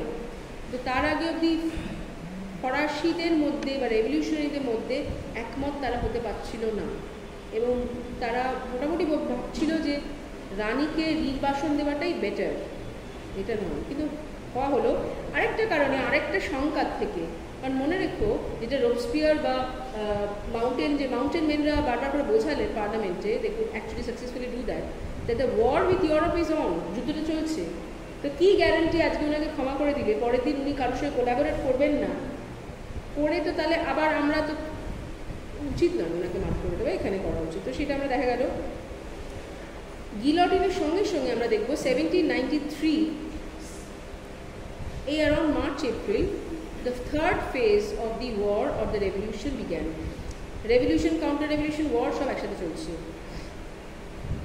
এই তৃতীয় ফেজ বা থার্ড ফেজে কিন্তু প্রথম দিকে ফ্রেঞ্চ আর্মি, মানে ফ্রেঞ্চ রিপাবলিকান আর্মি যুদ্ধে হারলো বেশ কিছু। কাদের কাছে হারলো? They got defeated by the first coalition. First coalition হচ্ছে একটা ব্লক অফ 3 পাওয়ার্স, তাতে ছিল অস্ট্রিয়া, রাশিয়া, গ্রেট ব্রিটেন। এর আগে গ্রেট ব্রিটেনের সঙ্গে ফ্রান্সের যুদ্ধ পারসে এই বিপ্লবের সময় হয়নি, এটা ফার্স্ট টাইম। কিন্তু গ্রেট ব্রিটেন একা যুদ্ধ করছে না, অ্যালং উইথ ফ্রান্স, রাশিয়া আর অস্ট্রিয়া। এটার সঙ্গে সঙ্গে যুদ্ধে হারা, মানে ফার্স্ট কোয়ালিশনের আগেনস্টে যুদ্ধে হারার সঙ্গে সঙ্গে ফ্রান্স লস্ট বেলজিয়াম, যেটা তারা জিতেছিল সেকেন্ড ফেজে। এবং এই ফার্স্ট কোয়ালিশনের আর্মিরা তারা ঢুকে এসেছিল প্যারিসে। দি ইনভেডেড টু র্যানস্যাক প্যারিস, প্যারিসকে পুরোটা অকিপাই করে নেবে, সেটা একটা দেখতে পাচ্ছি। এই পরিস্থিতিতে আমরা দেখব একটা ন্যাশনাল ক্রাইসিস, স্বাভাবিক, আর্মি ঢুকে আসছে। রোবস্পিয়ার সিজ দ্য সিচুয়েশন। তিনি কি করলেন, তিনি এই পরিস্থিতিটাতে মনে করলেন যে আমার এখন একনায়কতন্ত্র বা ডিক্টেটরশিপ চালানোটাই উচিত। কী করে হতে পারে একনায়কতন্ত্র? ন্যাশনাল কনভেনশনে দুটো party, the Girondins were driven out, তাহলে একটাই পার্টি থাকলো, মাউন্টেন মেন অথবা মন্ট্যাগনার্স থাকলো। এবং সেখান থেকে মন্ট্যাগনার্স, যাদেরকে কিন্তু পূর্ণমাত্রায় সাপোর্ট করছিল সকিউলাররা, মনে রেখো, কারণ তাদেরকে ক্ষমতায় আসতে সাহায্য করছে সেটা, they seize power and kept the power till 27 July 1794। তাহলে এপ্রিল 1793 থেকে মোটামুটি মন্ট্যাগনার্সরা ক্ষমতায় থাকছে 27 জুলাই 1794 অবধি। এবং এখানে একটা কথা বলা দরকার, যে কারণটা দরকার হচ্ছে পরবর্তীকালে আসবে।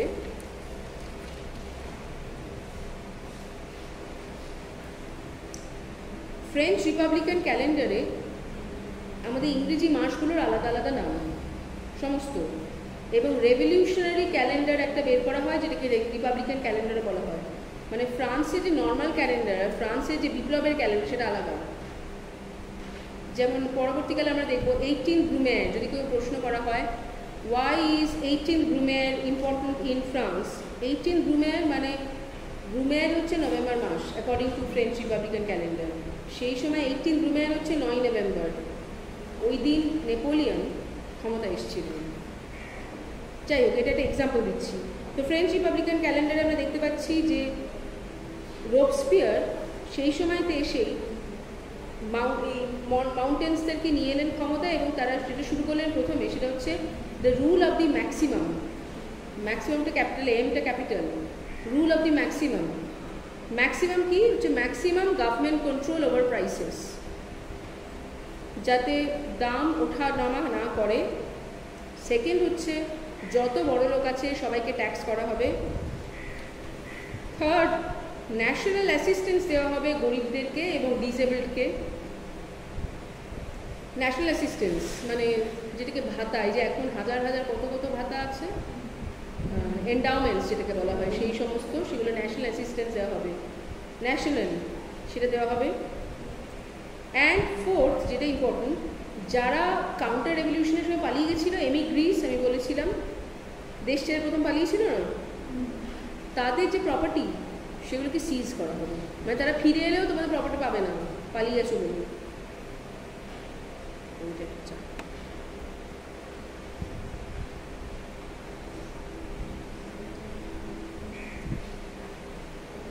এই প্রত্যেকটা সিদ্ধান্ত, এই 3টে কি 4টে সিদ্ধান্ত নেওয়া হলো by the mountain men in the national convention under Robespierre.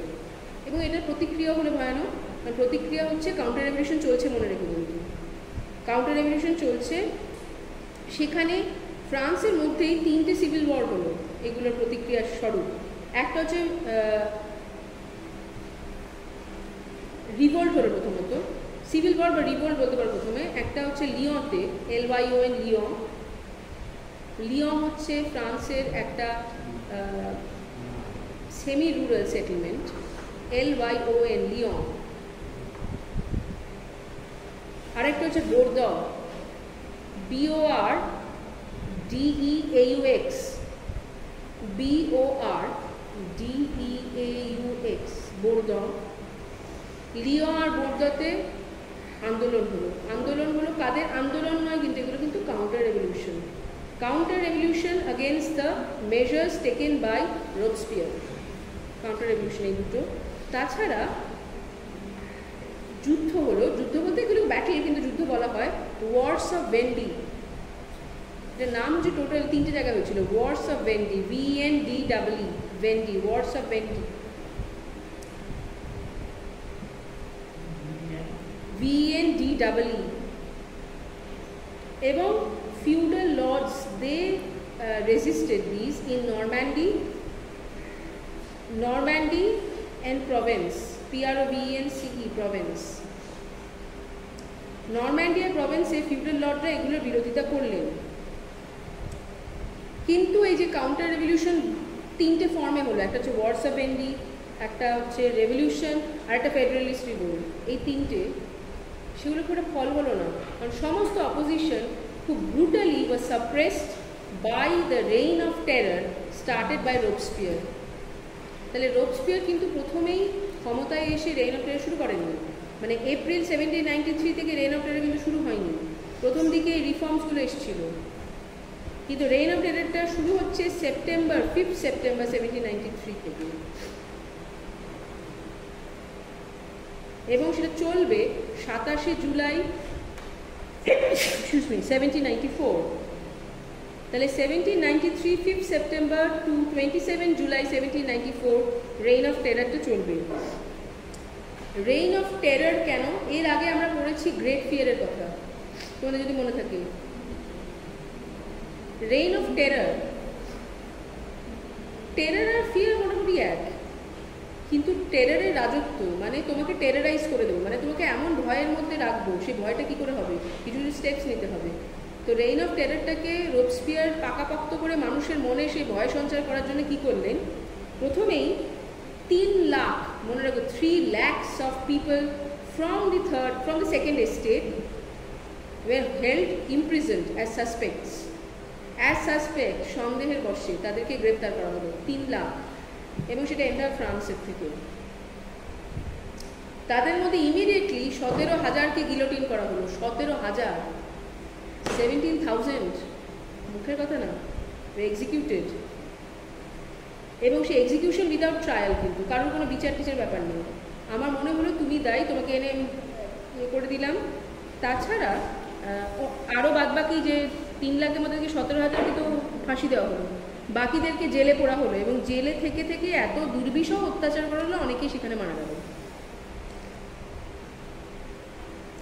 এবং একই সঙ্গে the revolutionary government manage to form an army, যেটা আগেই ছিল, কিন্তু আর্মিটার সাইজটা হলো 1 মিলিয়ন পিপল। 1 মিলিয়ন পিপল হলো রেভলিউশনারি আর্মি স্ট্রেংথ। তার মানে একদিকে উনি ওনার অপোজিশনকে ক্রাশ করতে আরম্ভ করলেন ভয়ের মাধ্যমে, মানে টর্চার করে, মেরে, তাদেরকে ইমপ্রিজন করে সব রকমভাবে, অন্যদিকে আর্মি সেটা। এই যে রেভলিউশনারি আর্মিটা যখন ফর্ম হলো, তারপরের থেকে আমরা দেখবো the war will enter its fourth phase of the war. Fourth phase of the war শুরু হচ্ছে মার্চ 1794। মনে রাখতে হবে মার্চ 1794 মানে তখনও রেইন অফ টেরার চলছে, সেই সময় তো ফোর্থ ফেজ অফ ওয়ারটা শুরু হচ্ছে, এবং সেটা ফল দিয়েছিল নিশ্চয়ই করে যে রেইন অফ টেরারের মধ্যে দিয়ে অবশ্য করেই সেটা একটা সাংঘাতিক ডিক্টেটরশিপ, যেটা সেকেন্ড স্টেজ, সেটা ভয়ের এবং অত্যাচারের মুখে পড়েছিল, কিন্তু internationally the prestige of France was strengthened. তার ফল হচ্ছে Austria was defeated in the first battle by France, এই ফোর্থ ফেজে যুদ্ধ হয়েছিল যদি শুরুতে। সেকেন্ড হচ্ছে ফ্রান্স রিঅকুপাইড বেলজিয়াম, যেটা তারা থার্ড ফেজে হারিয়েছিল বেলজিয়ামকে, এবং এই যে ভিক্টরিজ, পরপর দুটো মেজর ভিক্টরি, তার মধ্যে দিয়ে রেইন অফ টেরারের লেজিটিমেসি আরও বেড়ে গেল, অ্যাকসেপ্টেবিলিটি সাধারণ লোকের কাছে বেড়ে গেল, সেটা আমরা দেখতে পারলো। কিন্তু তাদের নেগেটিভ এফেক্ট কী হলো বলো তো? নেগেটিভ এফেক্ট হচ্ছে রোবস্পিয়ারের মনে হতে লাগলো যে আমি তো ক্ষমতায় থাকবোই, তাহলে আর ইকোনমিক বা সোশ্যাল রিফর্মস করার দরকার কি, as it is people support me, আর আমি তো ভিক্টোরিয়াস হয়ে গেছি। মানে উনি পুরোটাকে রেভলিউশনারি আর্মি ভিক্টরিটাকে মনে করতে লাগলেন পার্সোনাল ভিক্টরি। এখানেই হচ্ছে সমস্যাটা হলো, এবং রোবস্পিয়ার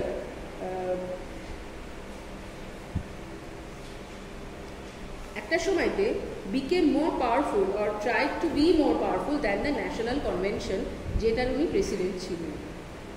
মানে এখন যদি if any prime minister, any president says that I am England and England is me, মানে ওরকম একটা জায়গায় চলে যায়, মানে আমি না থাকলে এবার ইংল্যান্ড কি, আমি ইংল্যান্ড, সেটা তো হতে পারে না, সেটা ইলেক্টেড। এখানে রোবস্পিয়ারকে যখন দেখা গেল ন্যাশনাল কনভেনশনটাকে আস্তে আস্তে খাটো করছেন, মানে তাদের কথা শুনছেন না, বা নিজে যা ভাবছেন তাদের কথা, মানে অন্য মাউন্টেন ম্যানদের কথা, আরও তো লোক আছে না পার্টিতে, তাদের কথা শুনছেন না, নিজে যা ইচ্ছা হচ্ছে, সেই সময়তে যেটাই আবার রেভলিউশন কেম ব্যাক বলতে পারো। The national convention threw away Robespierre from power, and on 27 July 1794 the reign of terror officially ended when on that day Robespierre was guillotined. So nobody is more powerful or more sacred than the convention or the country.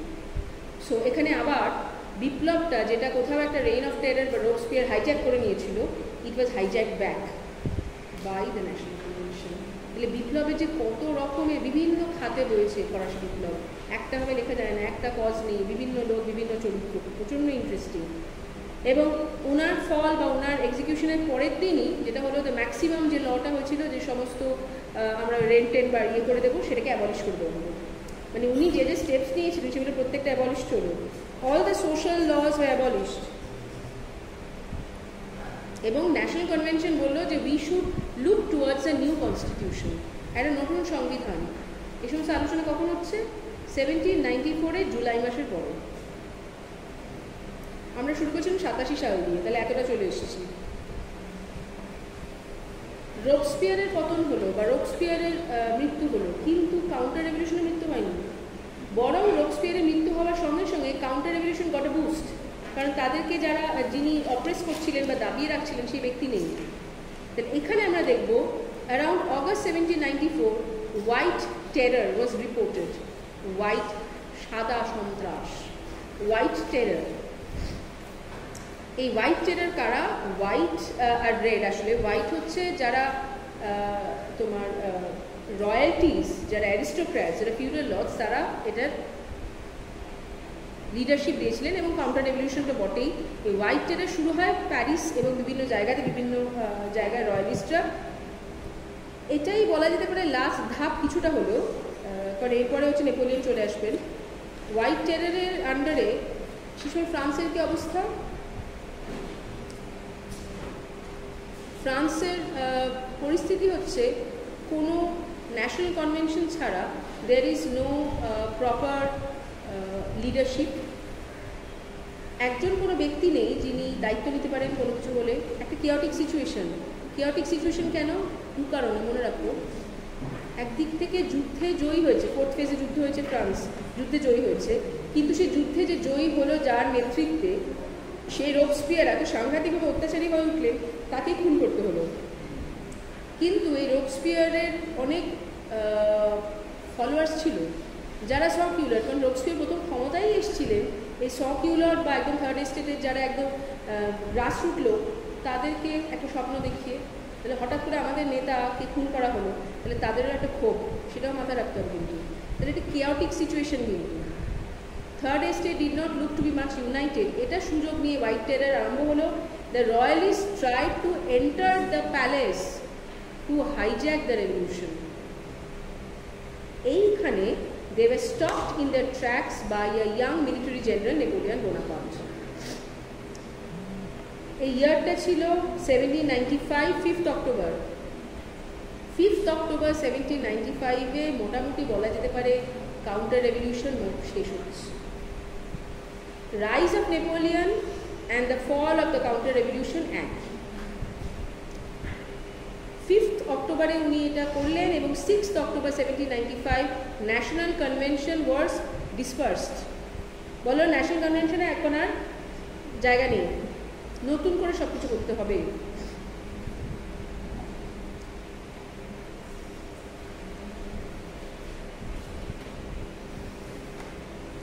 এবার national convention রোবসপিয়ারের পতনের সঙ্গে সঙ্গে একটা ভাবে design করেছিলেন অ্যাডমিনিস্ট্রেশনটাকে। কীভাবে করেছিলেন? বলেছিলেন অ্যাডমিনিস্ট্রেশন মানে রিপাবলিকান অ্যাডমিনিস্ট্রেশন। বলছেন দুটো কাউন্সিল হবে, দুটো কাউন্সিলের হাতে পাওয়ার থাকবে। একটা কাউন্সিল হচ্ছে council of ancients. Council of ancients মানে যারা, বুঝতেই পারছো, ওয়াইজ পিপল, যারা অনেক দিনের যাদের ক্ষমতা আছে, যাদের অভিজ্ঞতা আছে, তারা কাউন্সিল অফ এনশিয়েন্টস। আর একটা হচ্ছে কাউন্সিল অফ 500।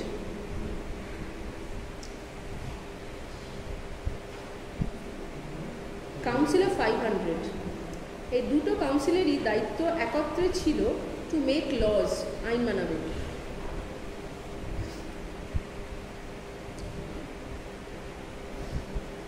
এবং এই যে এটা হয়তো কোথাও একটা স্টেবল হতো, যদি না পরের পর বা যুদ্ধ হতো, রোবসপিয়ার আসলে, এগুলো না হলে হয়তো এটা স্টেবল হতো।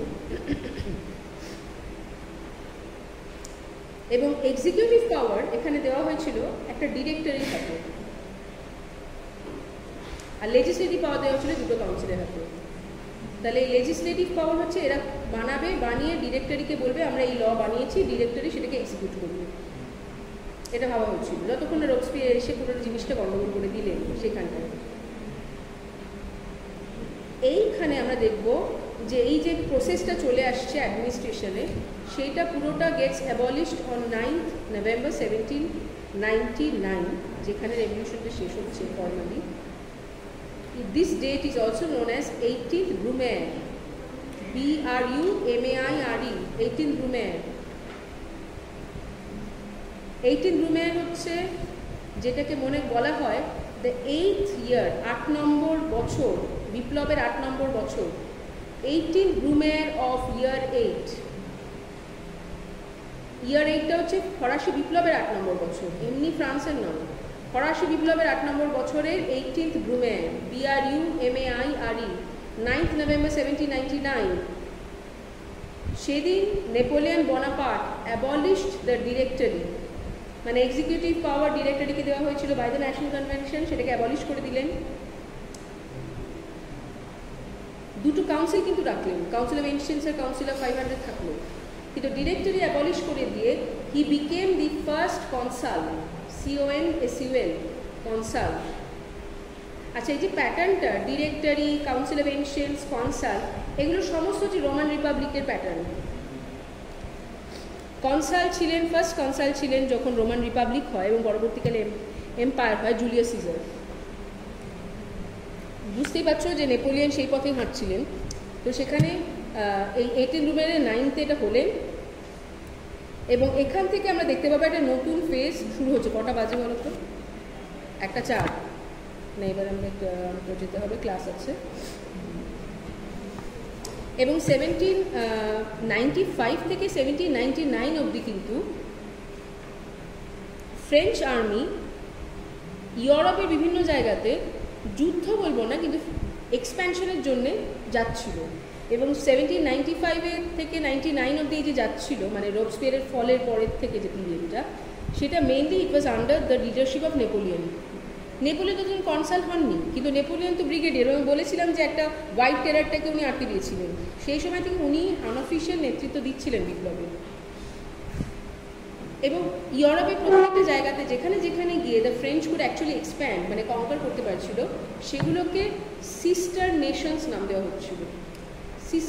সিস্টার নেশনস বা সিস্টার রিপাবলিক। তাদের মধ্যে ছিল Spain, Russia, Holland. Sister republic বা সিস্টার রিপাবলিকে বলা হচ্ছিল। সিস্টার রিপাবলিক বলার কারণ হচ্ছে ফ্রান্সে যেরকম ল, যেরকম অ্যাডমিনিস্ট্রেটিভ সিস্টেম, সেগুলো ওখানে রিপিটেড হবে।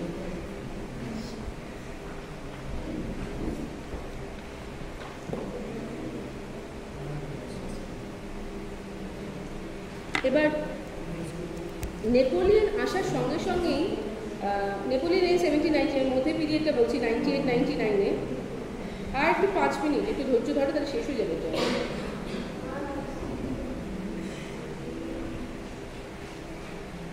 নেপোলিয়ন আসলেন এবং এটাকে এক্সপ্যান্ড করলেন, সবই ঠিক,